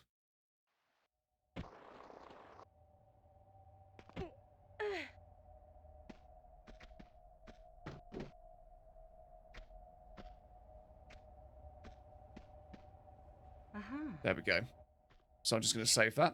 Sorry, I feel like I've gone a bit on a bit motivational Steve there, but I hope everyone sort of like gets the sentiment behind it. It's all just to do with like positive reinforcement during a very fucking difficult time is a very difficult thing to achieve. But as much as we can, we have to try and stay positive. We can't let dreams and ambitions that we fostered die. You know, we gotta stay at it. You know? Gotta stick together, man. I want to know if you have more ex-core design members interviews in sight. I love the interviews. So interested to learn about the grassroots era of gaming. Do you want to know something interesting? Whilst I readjust myself. Oh. How that core design meeting came to be? Because the first ever thing that I actually filmed for the retrospective was that interview with Adrian Smith, and I came into contact with Adrian Smith completely by accident. I was doing overtime because I work at the IT department of the local university to me. And they offered overtime to cover an event, and it was something called the New Media Awards, and this was back in 2018. And one of the speakers there happened to be Adrian Smith. He was talking about Tomb Raider and how it changed the industry, etc., and what his role was in it and stuff. And he took questions and stuff afterwards, and I got a chance after I did all the tech support for that evening to chat with him. And then basically I just said to him, I found out that he had a local mobile gaming studio. And he said, well, if you've got any questions for me, if you want to do an interview or something like that, here's my business cards, pop down to the studio, drop me an email, and we'll sort it out. And then that was the first thing I actually shot for the retrospective. I sent him an email, a very fucking friendly guy, by the way. He was the guy that also gave me the disc that had that alpha build of Angel of Darkness that I gave to Tomb of Ash to post. Because he managed to get it working. And, yeah, I just literally... He has a small studio. I don't know if he's still going now. The company he works at now is a company called Amuzo Games. And they've done stuff for Disney. They've done mobile games for Lego, Star Wars, and all kinds of other properties. I see what you mean by it's going to get darker now. This is ridiculous. And I got chatting to him. It was a very nice experience. I'm actually going to show you. You might have seen in my videos the copies of these games that I've been holding out have had little squiggles on there. Like that. Unfortunately, the pen I actually had at the time was quite a thick-tipped one, so it kind of smudged into a little bit. But that's his signature. I took my copies of Tomb Raider 2, 3, and 1, and he signed them for me, which I thought was awesome. If I had a copy of Angel of Darkness, I would have gotten him to sign that too. But as I found out off camera, he's still quite cut up about Angel of Darkness. He says he knows that they fucked up and like they wish things were different and whatnot. And oh god, that's a wall of spikes on it. Oh god, this is where shit's oh okay, I'm now on fire. That's brought an end to that story. But yeah, he took me into sort of like he took me into his office, and he had like a CD wallet. It was branded like the old Lara clothing range from the 90s, with like the black with the white Lara copyright C looking thing. And he sort of like he had these whole CDs he put on his laptop and stuff, and he showed me all of this like concept art and stuff that he still carries around with him. He's still very proud of it. And I sort of said to him, like, is there anything that I could like potentially use for this retrospective? And that's when he said, like, if you can get this working, sure. And that's when he gave me that disc which had the alpha showcase, E3 showcase diorama thing that you've no doubt seen Tomb of Ash post about. But for the Nathan McCree one was actually because I went to see the Tomb Raider Suite live in concert. And I actually took my copies of Tomb Raiders 1, 2, and 3 with me to get him to sign it. And I actually meant to go up to see him in the interval, but I held off because there was a bit of a big queue, and I thought, nah, he's not going to want to be disturbed. I'll wait until afterwards. He'll probably be waiting or something. But unfortunately, it was only paid VIPs that got to see them backstage afterwards, which is fair enough. So I didn't get a chance to get him to sign them. But I sort of made a post on Twitter about the whole thing and how good it was and how much I enjoyed it. And he contacted me and said, he sort of like replied to it and said, "Oh, it's great to have you there. Sorry about not being able to sign them. Maybe next time, wink face." And I was like, "Well, maybe I can get an interview with you," being a bit cheeky. And he was like, "Let's set that up." So I kind of just got chatting with him through that, being a bit bold, sending him a few direct messages, and yeah, we set it up. And then I did a Skype call with the guy, which was an interesting experience because I had quite a few tech issues. His webcam wasn't the greatest, and also had some other things which I had to sort out on the fly. But it was a great learning experience. He was a courteous and nice enough fellow when I was speaking to him, and oh shit! What the fuck? I'm going to die again, aren't I? Oh, Terranetto apparently has a signature. That's pretty cool. Yeah, that's me dead. So I am dead. This is me dead. But yeah, no, that was pretty cool. But I don't know whether or not I'd have the opportunity. I'd love the opportunity to speak to Jonelle Elliott. I'd love to interview Shelley Blonde. I would love to be the only person that has managed to track down where the fuck Judith Gibbons is and speak to her about her time on the series. Because that person has completely disappeared off the radar, hasn't she? She's just gone. I don't know if anyone knows where she's gotten to, but that would be amazing. Or, no, even better, like, hunt down the person that originally voiced Natla in Tomb Raider 1. That would be incredible. But, I don't know, just anyone would be quite fun. I was at the 2018 concert almost immediately before the concert. Again, I shook Nathan's hand and told him his music made me pregnant. Jesus Christ. Oh, God, imagine, like, actually, like, baby making to the dun dun dun dun dun dun dun dun dun dun dun dun dun dun dun dun dun dun. You know, sort of really intense T-Rex music. And at the end, just going bling. Yes. Jonelle's on Instagram. She's really interactive. Maybe I just need to pluck up the courage. I need to pluck up the courage because I don't feel like I'm worthy enough to speak to some of these people. You know what I mean? I don't feel like someone is like... Shelley Blonde has been in fucking TV. She's been in peep shows. She's an absolute icon, and she seems like a really nice person. And I really enjoyed the Tomb of Ash interview where he managed to get both Jonelle Elliott and Shelley Blonde to on a Skype interview at the same time, which I thought was great going. But is that going to stop it? I don't think it is it? Steve!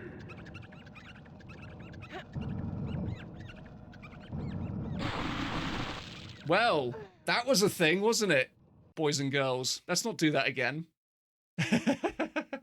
But I don't know. I don't know. I don't know.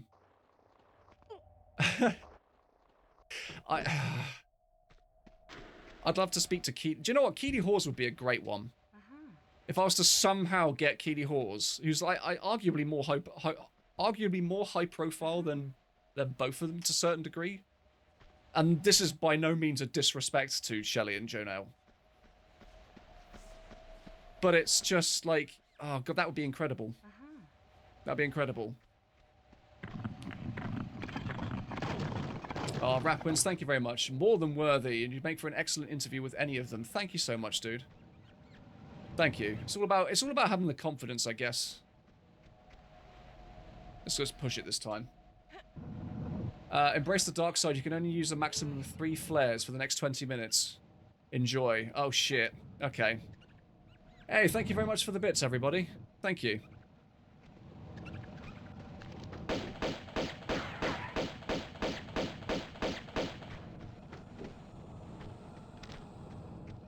Okay. So where are... Ooh. Oh, I don't like that creepy face up there. That looks like the same creepy face that's on the front cover of the box art for this particular expansion. I have no doubt you'll be interviewing them all eventually. God, that would be incredible. That would be.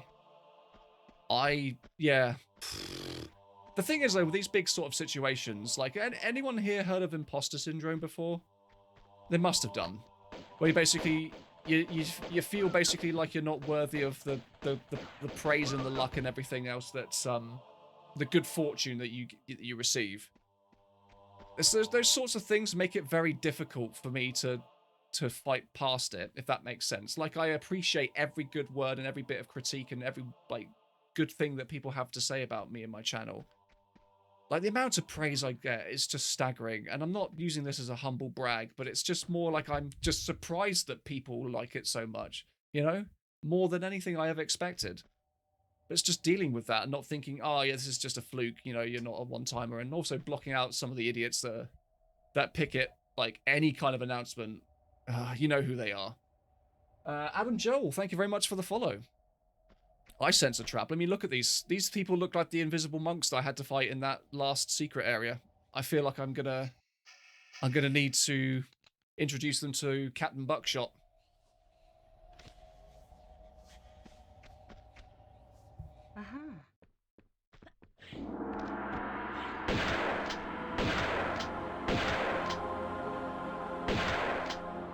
I mean, I kind of feel bad because they're not actually fighting back. They're just running away.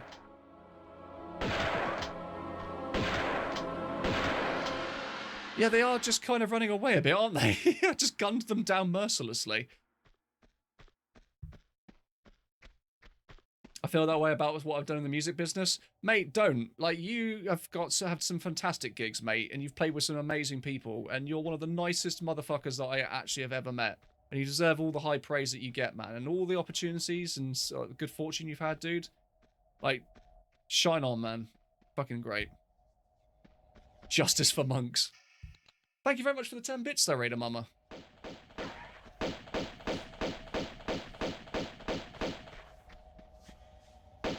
Some fight for the stardom and praise, some get it naturally. I feel like I've been... just to even get my work seen, I've been fighting for a while. It's just nice to have something happen. It's nice. You know? Steve, 100 wholesome boy. Thank you. I don't want to come across as not genuine. I am genuine. I don't want to come across as, like, braggy or boasty. Ooh. Evil fish. Nipple fish. God, how am I supposed to... Alright, so there's harpoons here. I'm clearly supposed to use the harpoons to defeat the evil fishy. Hey, thank you very much for the bits there, Angel Ash. Let me just get some ear. Give these people ear. Oh, rats! No! More tiny adorableness. Ian Shan, thank you very much for the bits as well. Holy shit, man.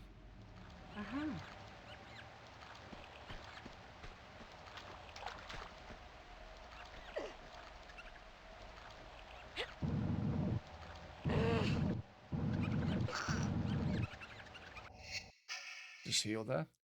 They are very much death rats. What the fuck? The ratties come in there 2 by 2, hurrah. Right.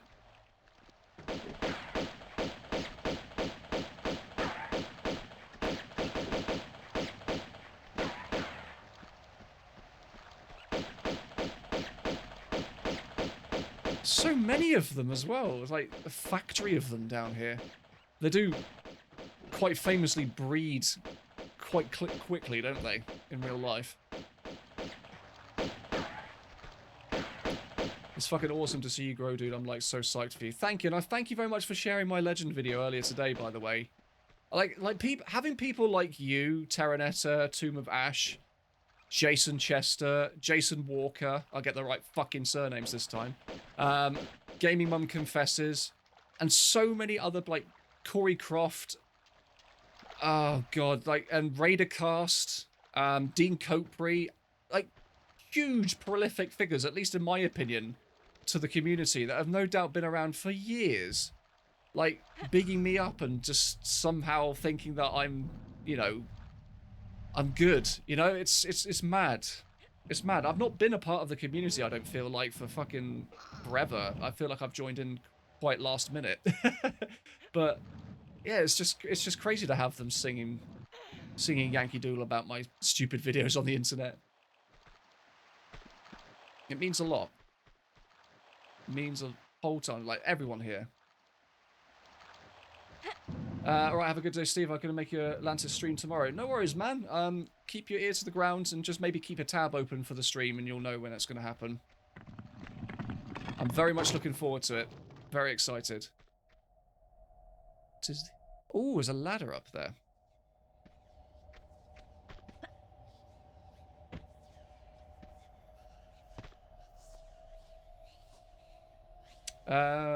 Jesper Bruce, I never, I never have a hard time finding amazing people to follow. Thanks, man. Do you have any idea when my anniversary video review will be in the works? Soon. I'll be starting on that. I'm going to do my Television video first. And I've also got a war report on a total conversion mod for Doom that I played on stream a while back, actually. But I think everyone needs to know more about it. It's really fucking good. True Raider, thank you so much for the 100 bits. Thank you. Joe Cookie. Here's a quick recent story. My dad got very close to passing away from COVID. I contacted Jerry McAvoy, longtime bassist of my dad and all-time's favourite guitar player, Rory Gallagher. I thought he wouldn't care, as it was an I'm not worthy moment, but the guy answered and recorded a super sweet get well soon video. My dad made it, and now he's almost entirely recovered, so anyone can approach if you try it. Fuck you, man. That's a really inspiring story, man. I'm really glad that your dad's recovered from COVID-19, because COVID-19's been an absolute fucking bitch this year. It's taken so many people. Like, good people. Unfortunately, not enough bad people, if you get my drift. Uh-oh. Shit! Brave! But man, I'll be glad to see the back of it. But I'm glad that your dad's... I feel stronger now. Stronger now, yeah. Very much so. Very much so. Okay. Oh, we're doing this part again. It's fine. Oh, 666 is already ranting about scalpers. It's fine. Scalpers are the absolute worst. Scalping has gotten really bad since COVID hit, if you noticed. It's gotten really, really bad. To a point like Gibbet Guns, Mr. Rob Boyven, he was only barely able to get a PS5. I know someone who lost both their parents to Corona. It's been a terrible time. Jesus, I'm so sorry to hear that. I'm so sorry to hear that. That's a terrible thing. And then, of course, we had the famous hoax that happened as well. We had a COVID hoax happen to a member of our community. Went in for a lung operation. His kids basically went on to his social media channels, posted a comment on one of his favorite videos of mine, leaving it to basically say that he died from COVID-19. We all sort of like, I posted it around the communities. We all kind of grieved and sort of said our goodbyes and stuff like that, and held it like a day of remembrance. Or like a day of remembrance, I say, we played Iron Bread in his memory. And then we found out not too long ago that it was his kids, that he was still in a hospital. He was fine. He just basically couldn't get let out of hospital because of COVID, but not because he had COVID. He had a lung operation, and basically had to stay in to make sure he was safe. Yeah, that was an interesting time. Like, someone literally came back from the dead, and I don't get why anyone would ever think that it was okay to ever joke about something like that, ever. But, there we go. That blue block you pushed there, did you check behind it for a secret? I did not. You mean this blue block here? In a minute. Oh yeah, you did come along when that all kicked off, Neen. That's very true. Yeah, you're lucky you didn't hear anything about that. That's, it's mad.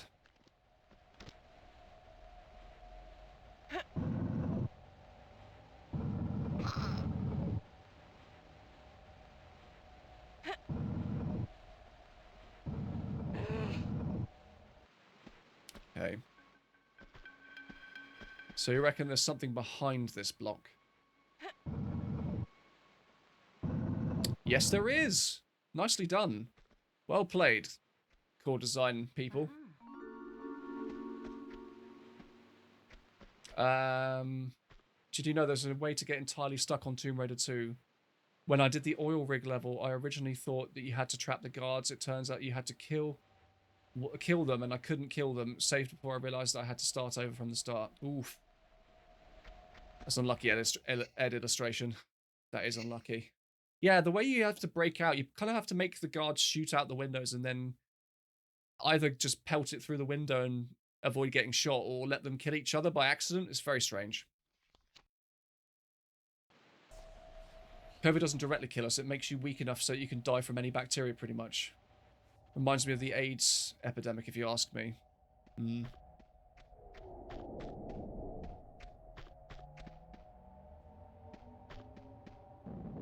Okay, there we go.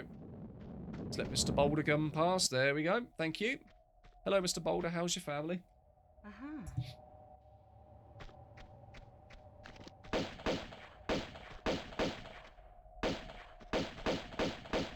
I like the texture work on this this particular area. It's pretty funky.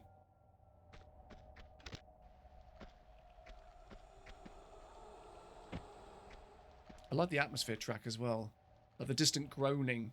It's quite effective of giving me the heebie-jeebies.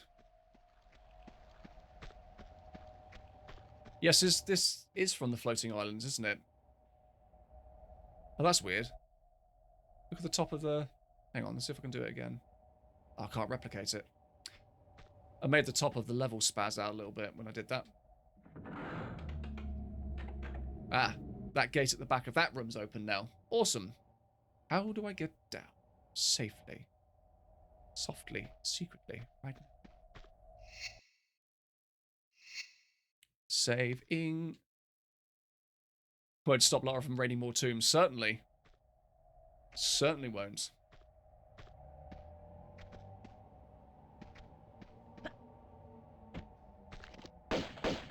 I'm using the pistols as makeshift flares because I think I've used all my quota.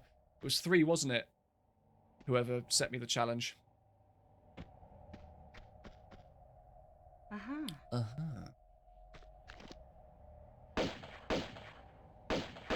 Okay. There isn't going to be a quick way for me to get down from here, is there? Even if I drop down, that's going to be too high for me to survive it.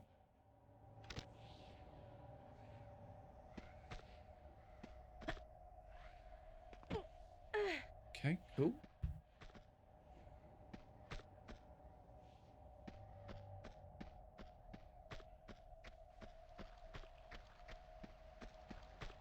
The Floating Island was a very trippy level. Very creative in its design. I really enjoyed it. And the image of me popping open a bottle of whiskey in like with a shocked and confused look on my face is not too dissimilar to my actual reaction to seeing that level for the first time. Oh, I can survive it. I will survive. Maybe if I reload this last save, I might just survive. There we go. Yeah, Floating Islands was a definite highlight for Tomb Raider. Definite highlight. That's why I think everyone's so holding on and passionate about Nico Bass's Tomb Raider 2 remake. It's because Tomb Raider 2's got some fantastic locations, and seeing them in HD, especially Unreal 4 HD, would look just phenomenal. Imagine the floating islands in Unreal 4. Just think about that for a second. Jason Chester, thank you very much. Special thanks to Jason Chester for the bits there. Right, okay. Ah, sod the ammo, broken Martian. We're going in dry.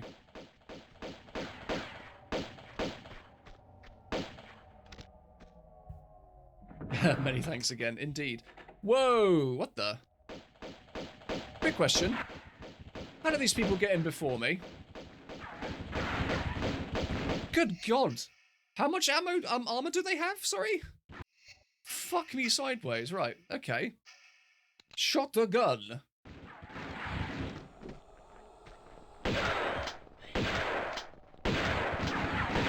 This is the enemies that I don't like because they are basically just like, we will shoot you, and we will shoot you, and there is nothing that you can do about it. Except tank damage and heal. There we go. I want the Uzis though, that'd be great. the fiamanera, or the al dente, as I like to call them in the macho broccoli universe, because obviously vegetable theming, are very much back in full force. Ooh, look at these golden walls and not so golden other walls. I quite like the texture work in this expansion, actually. I think it does a lot more interesting things than Unfinished Business did.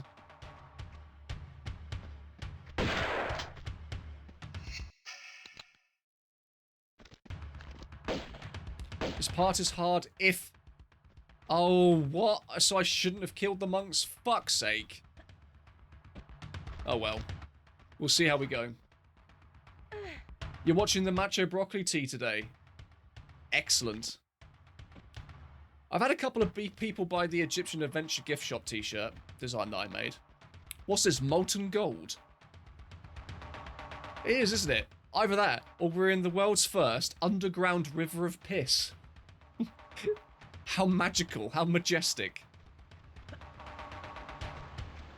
Someone needs to tell this level to hydrate. Because clearly they need it.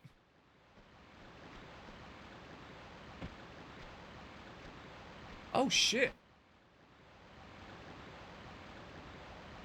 Blaze in Devilify. Sorry, I had to read that name very carefully. Heyo, just checking in. Wanted to tell you how much I love Tomb Raider Legends retrospective. I must have watched it like a dozen times already. Keep it up. Thank you. And thank you very much for the 500 bits. Welcome. I hope you're doing okay. Welcome to me, Lara Croft, exploring a golden river of piss. A magical golden river of piss. But welcome. I hope you're doing okay. Hope you're looking forward to the big stream tomorrow. We got me, Gaming Mum Confesses, and I can't remember. Oh, it's Constantine. Oh, it's Molten. Yeah, it's very much Molten. And Constantine, playing Tomb Raider 1 all the way through.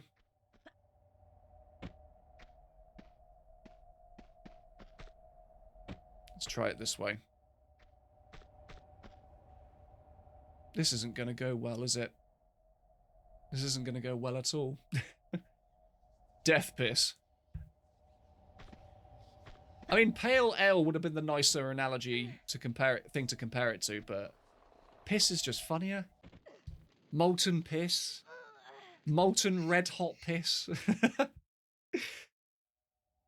Ancient, not Alaskan. That's it. I was going to say Atlantean. Ancient Alaskan. Golden red hot piss. This is the Jilly Juice factory. Yes, this is where it's made. God damn it. Fuck. I need to get a flare out. Oh, there's the grenade gun. Okay, cool. Gonna finally have the ability to blow up some fools.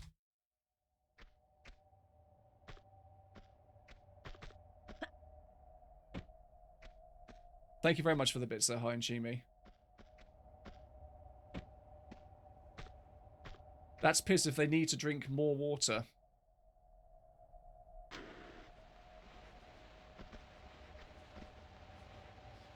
Oh, for the love of God. Yes, Lara, soak yourself. Saturate yourself in the molten golden pee-pee. Hey, if this was part of Incan culture, this would be Machu Picchu.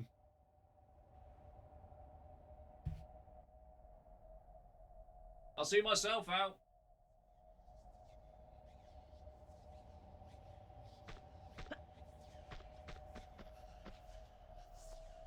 It was good, no? Good pun? Good bad pun?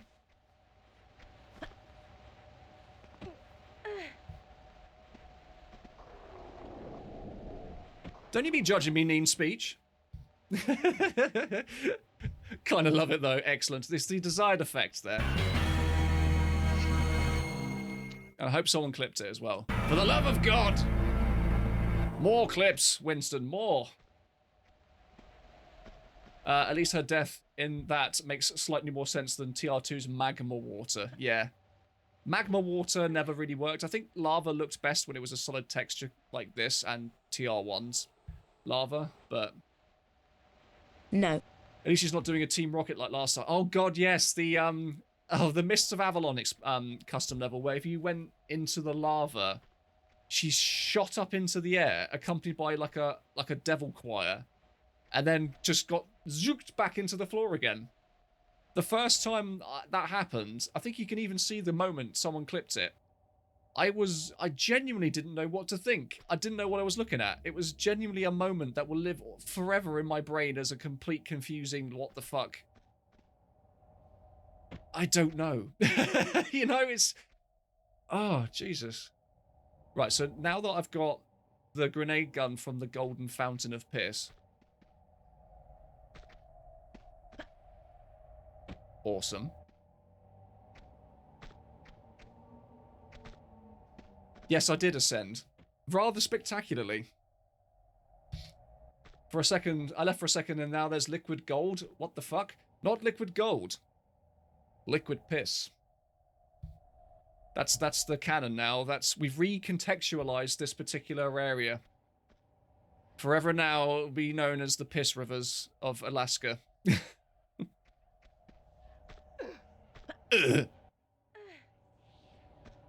Liquid piss. Can I say that in a Solid Snake voice? Liquid piss. No, it can't be. Solid piss and liquid piss. Fool's piss, maybe? Is the camera angle necessary, game? Thank you. Dun dun. It's the Spandau Ballet fountains, you know, get it? Gold, gold. Always believe in the soul. It's only going to make sense to a small proportion of people from the UK, but I don't know if Spandau Ballet's gold was actually popular over in the States. Ah. It's a fight you want there, game. Okay. I see. I see.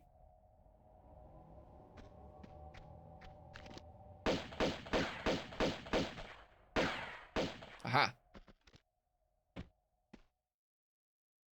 You're indestructible. Aha. Liquid piss, fecal gear. It can't be. Too late, Snake. I've pissed all over this cavern. This cavern belongs to me.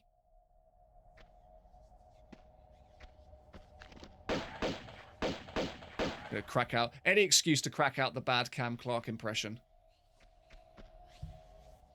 Snake, I am your mother. Snake. Who's Amanda? Cheers to liquid piss. I No feel worries, stronger Inchan. now. I'm glad you enjoyed liquid piss. It's a sentence I never thought I'd ever say on stream, but there we go. Forever it will be. Okay, that way. Thank you very much, High and Chimmy, for the bits. Not without the penis of the operation. Too late for abortions now, Snake.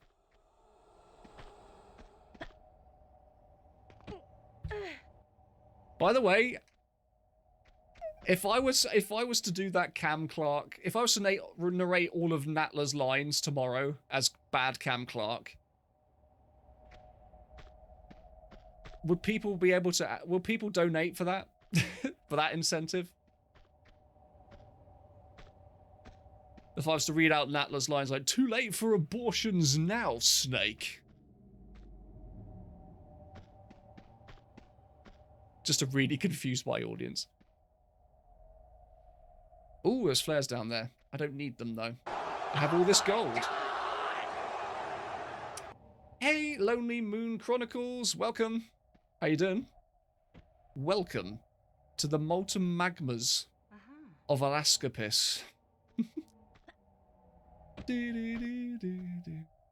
Take my money. Ooh. Yeah, I can't believe that no one has any record of who did the voices for Natla and like the other characters and stuff. Like, who the fuck voiced the skateboard kid? You know? And his like his infamous line, "You fired at me. You fired at me. There must be someone around here. You're firing at me," or something like that. I don't see anyone else around here, so you must be firing at me. It's like it's basically the taxi driver line. all like, whoa, bro, whoa, chili dogs. How about a swan dive into solid chili piss? You know what, for you, anything. Why not? I'll save it first. So I guess it's evolution on steroids then. A kick in the pants, Snake. Ta-da. There's a secret around here, is there, Mr. Second Boat? Is there now? Is there now? Yeah, the skate... If anything has dated the most out of that anything else that's in that game, it's the skateboard kid. He's the most 90s thing about that game that's made in the 90s, but you go back to play it now and it's just like, okay, cowboy mercenary, bit weird, but okay. Glad they changed it to Larson in the remake. A big dude with a shotgun, okay, menacing, but he's a mercenary, completely can take that. But Natla, who, to try and guarantee her rule of the entire world through her Atlantean army, picked a kid on a skateboard with Uzis as one of her last lines of defense from Lara getting into the Great Pyramid. Like, on his resume to Natla Technologies, when she is hiring these people for these types of job, what qualifications was she asking for? Like, was one of the criteria that she specifically wanted someone on a skateboard? Because, like, the entire area that you fight him in, it is just a gigantic concrete skate park to a degree. All it's missing is some kind of half pipe, and then there you would have had it, but... Like, really? If you're thinking about it, it makes less sense the more you do.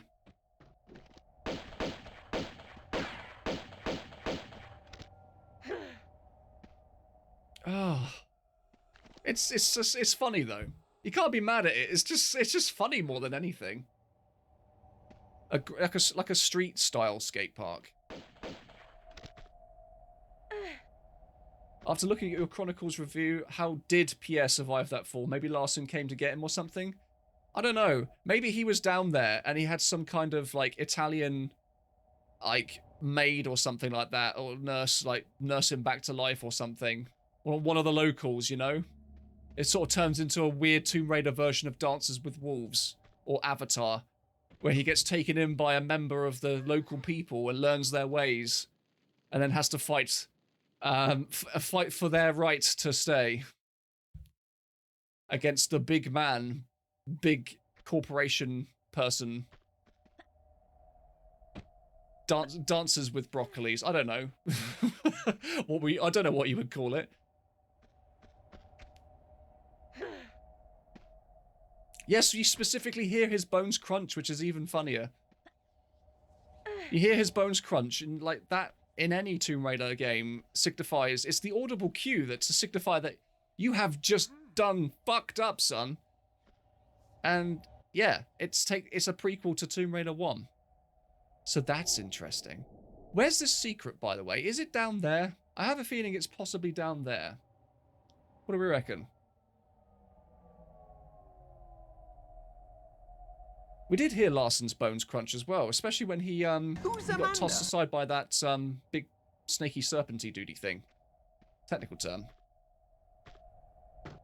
He landed in a mountain of Cheetos, yes. That's the official explanation. When they merge the timelines, they're going to have to rewrite this shit. That's one of the many things that they're going to be explaining away. I'm looking forward to them explaining why Lara's dad isn't called Henshing Lee Croft anymore. And is also dead. Steve! Unify the timelines. It's Lara's multiverse of madness.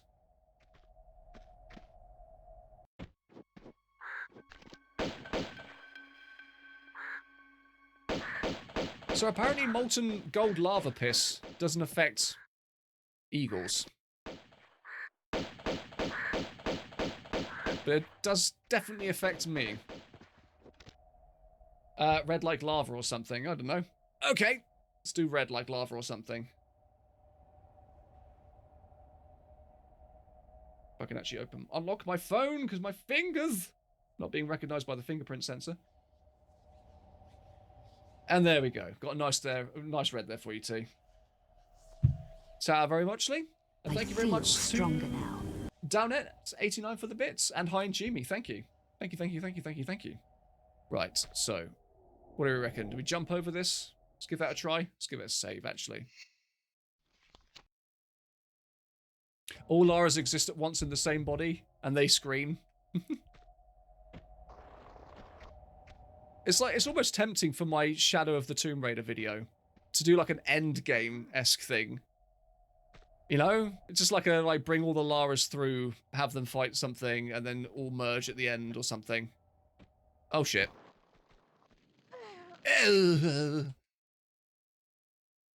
Are they actually merging the versions? Well, they did say they're all kind of going to bring the timelines together somehow in that video that they released. So more power to them. It'd be interesting to see what they do.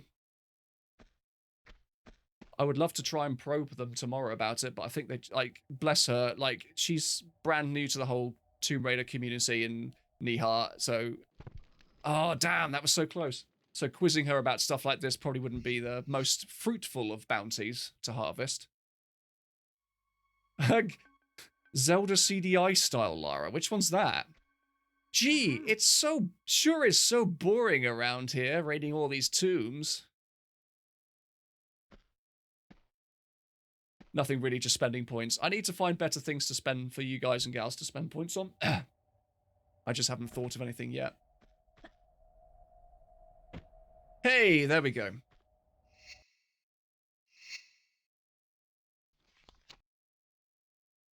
What kind of milkshake do you think Pierre bought Larson in Tomb Raider Chronicles? Chocolate and peanut butter. And thank you for the hydrate there, Rainer Mama. Obviously, they won't be able to get everything 100% as it's as there is already continuities. Yes, there are several different types of continuity. Yes, this was where a secret was. Hooray! So you got this classic era continuity. You got the Lao Legend era, as I call it, continuity, and then you've got the Survivor trilogy continuity to factor in. So what I think they're gonna do. I think they're gonna, like, keep the origin story as, like, the Survivor timeline. The events of Legend are probably going to be sprinkled in with some stuff to do with the classic games, but some of the stuff that the classic, like, happened in the classic games will possibly get retconned to fit the overarching continuity in some way. Maybe we might get do-overs of them. Like, retellings would be quite cool. A retelling of 2 or 3 or fucking, like, Last Revelation. Absolute fan wish fulfillment, but Angel of Darkness, can you imagine that being retold to fit within the new continuity? I reckon they could do a quite good job of it. And Lara stayed there for all eternity. Game over. What does everyone think? No. Do you think that's sort of like fairly bang on, or do you reckon that would be something else that they would do?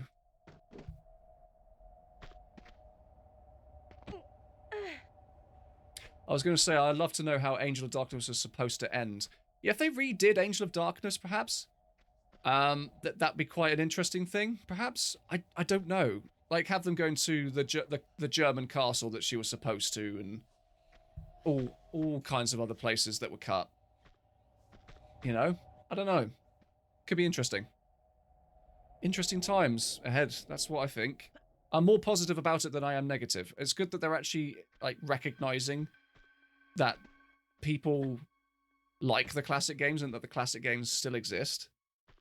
But it's nice that they're making an attempt to sort of bridge the gap and bridge the timelines and make everything more unified. I've yet to properly revisit the Survivor trilogy, but I'm still adamant that it didn't need to be a trilogy. Like, the ending, you don't make the shot at the end of the first of your reboot series that much of a kind of character-defining, like, climax, per se, and then not carry on from that. It's like she reached that point where she stood over the last boss.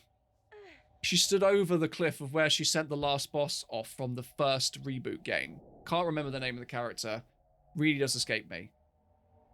She's reached that point where it's almost framed as if this moment, especially when she picks up 2 pistols, kills the main bad guy. They framed that moment blatantly as that moment supposed to be her reaching her arc, becoming the Tomb Raider that we know. Shit. But they kept going. Rise of the Tomb Raider could have been like her going off on more adventures, etc., etc. But it kind of was, but it wasn't. It all tied back to, like, I don't know, Trinity. It tied into her past and how she was still unsure about everything, and she didn't have the confidence still. And I think they should have just, like, hit the ground running with Rise of the Tomb Raider. Rise of the Tomb Raider, to me, should have been... This should have had her more confident, a bit more of the classic sort of, like, persona. To sort of, and use that as a building point, rather than saying, like, when Shadow of the Tomb Raider launched. Like, someone correct me on this. I don't remember seeing any kind of literature or any kind of, like, news outlet talking about an interview from one of the devs saying that Rise of the Tomb Raider was part 2 of a trilogy of her origin story. Did they ever say that? Or was that something that they said when Shadow of the Tomb Raider came out? Food for thought.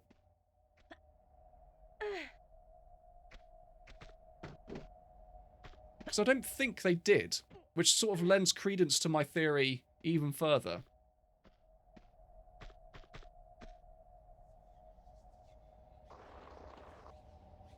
Oh, so close. I'm going to have to save a bit more frequently, I think. Okay, saving. Just so I can get myself out of this rut. Moon spirits. Still in the river pissing, yes. Jason Chester doesn't think so. Yeah, I still enjoy them for what they are. I mean, Shadow of the Tomb Raider I've not played yet. I have it, but I've just not played it yet.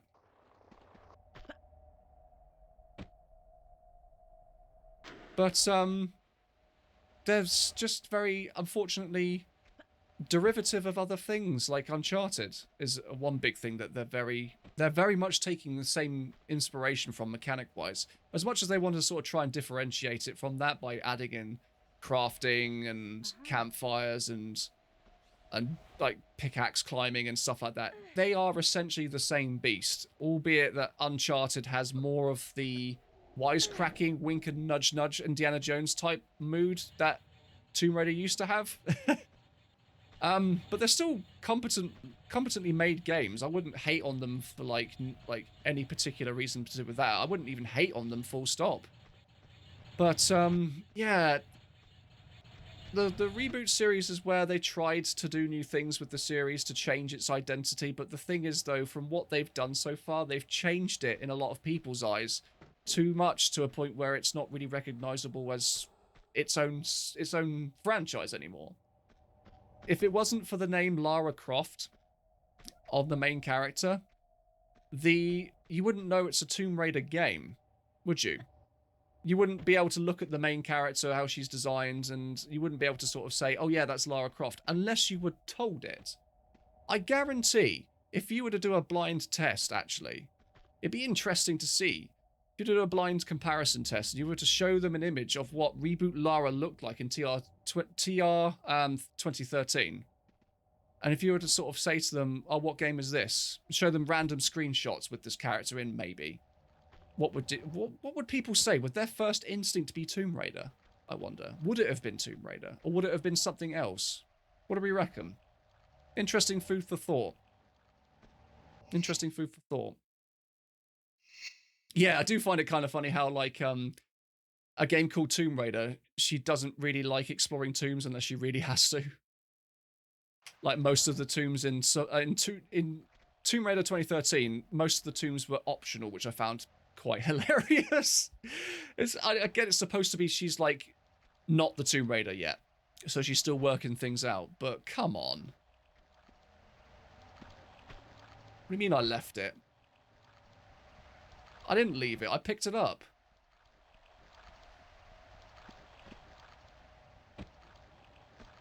Where's the secret then, second bout, seeing as you're screaming at the chat and screaming in the chat at me? Is it up here?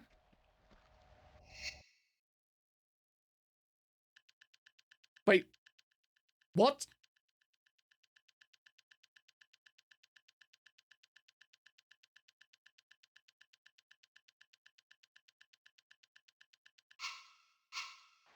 I thought I picked up 2 already.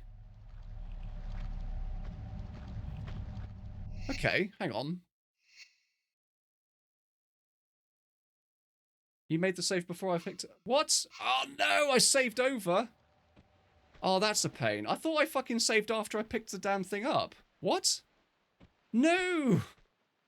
Oh, that's dumb. No. That's a dumb moment from me. Fuck. Alright, let's go all the way back and get it then.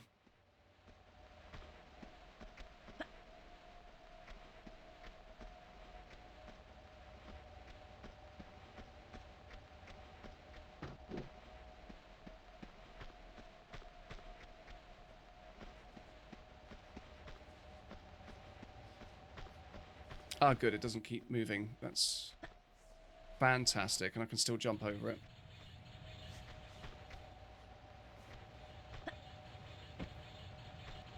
Right, let's make a separate save. Sorry about that. Well spotted, everyone. Thank you for being more on top of this shit than I am.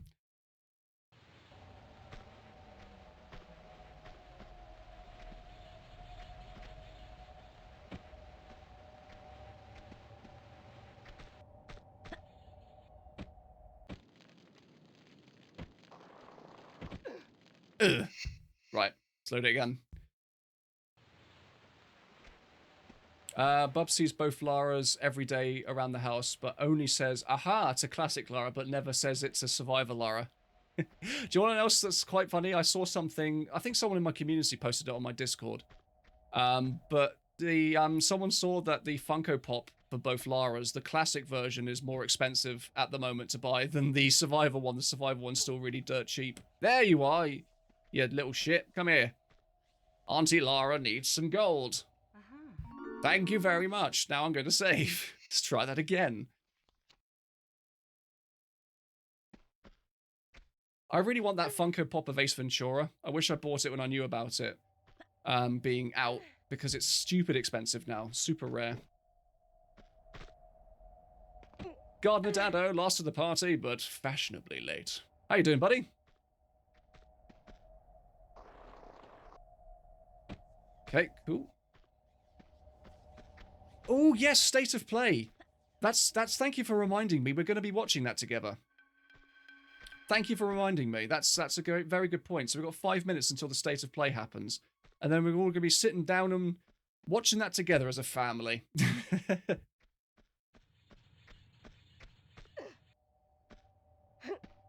Looks like a Bisquick box. What's a Bisquick box? Buttery Bisquick box. Thank you for the bits, Iron Chimmy. But that's the thing, I mean, like, I get what Crystal were trying to do with the rebooted version of Lara, trying to reinvent interest in the franchise, because I don't think, like, Legend sold well, but I don't think the games from Legend onwards were particularly high-selling for Crystal Dynamics. So I think, like, that's why they wanted to reinvent her and give her a new lease of life, which I'm all for. I'm all for sort of, like, clever reinventions of the series, but it just, it's cake batter, okay. But I don't know, it depends on how it's done.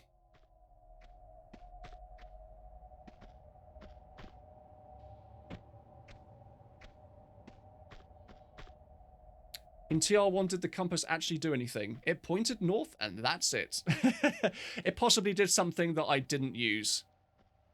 So, that's something. Someone in the chat can probably back that up.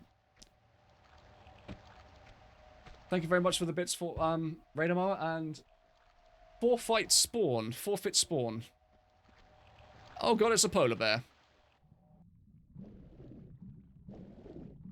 Don't touch the walls. The walls are molten gold. Still. Are any of my messages going through, or is my net totally rip? I'm seeing your messages. I might... Oh, shit! I've probably missed a couple of them, which I do apologise for. But I have seen your messages pop up here and there, T. What have you been saying, T? Sorry, that was a weird bear noise. Bear want to live. Ah. Right. So I'm just going to save here. We're going to call Tomb Raider a night, and then we're going to switch over to the state of play. I think that's going to be doing it for tonight for Tomb Raidering. This is going to be a good point to leave it, I feel. Awesome sauce. Right. Just going to get out from that. Let's take it back to the chat. So let me just put some soothing tunes on there for you. If you give me 2 seconds, I'm going to set up for the state of play stream. So give me 2 seconds. I'm going to also rehydrate, refill this, and we'll be back. So don't go anywhere.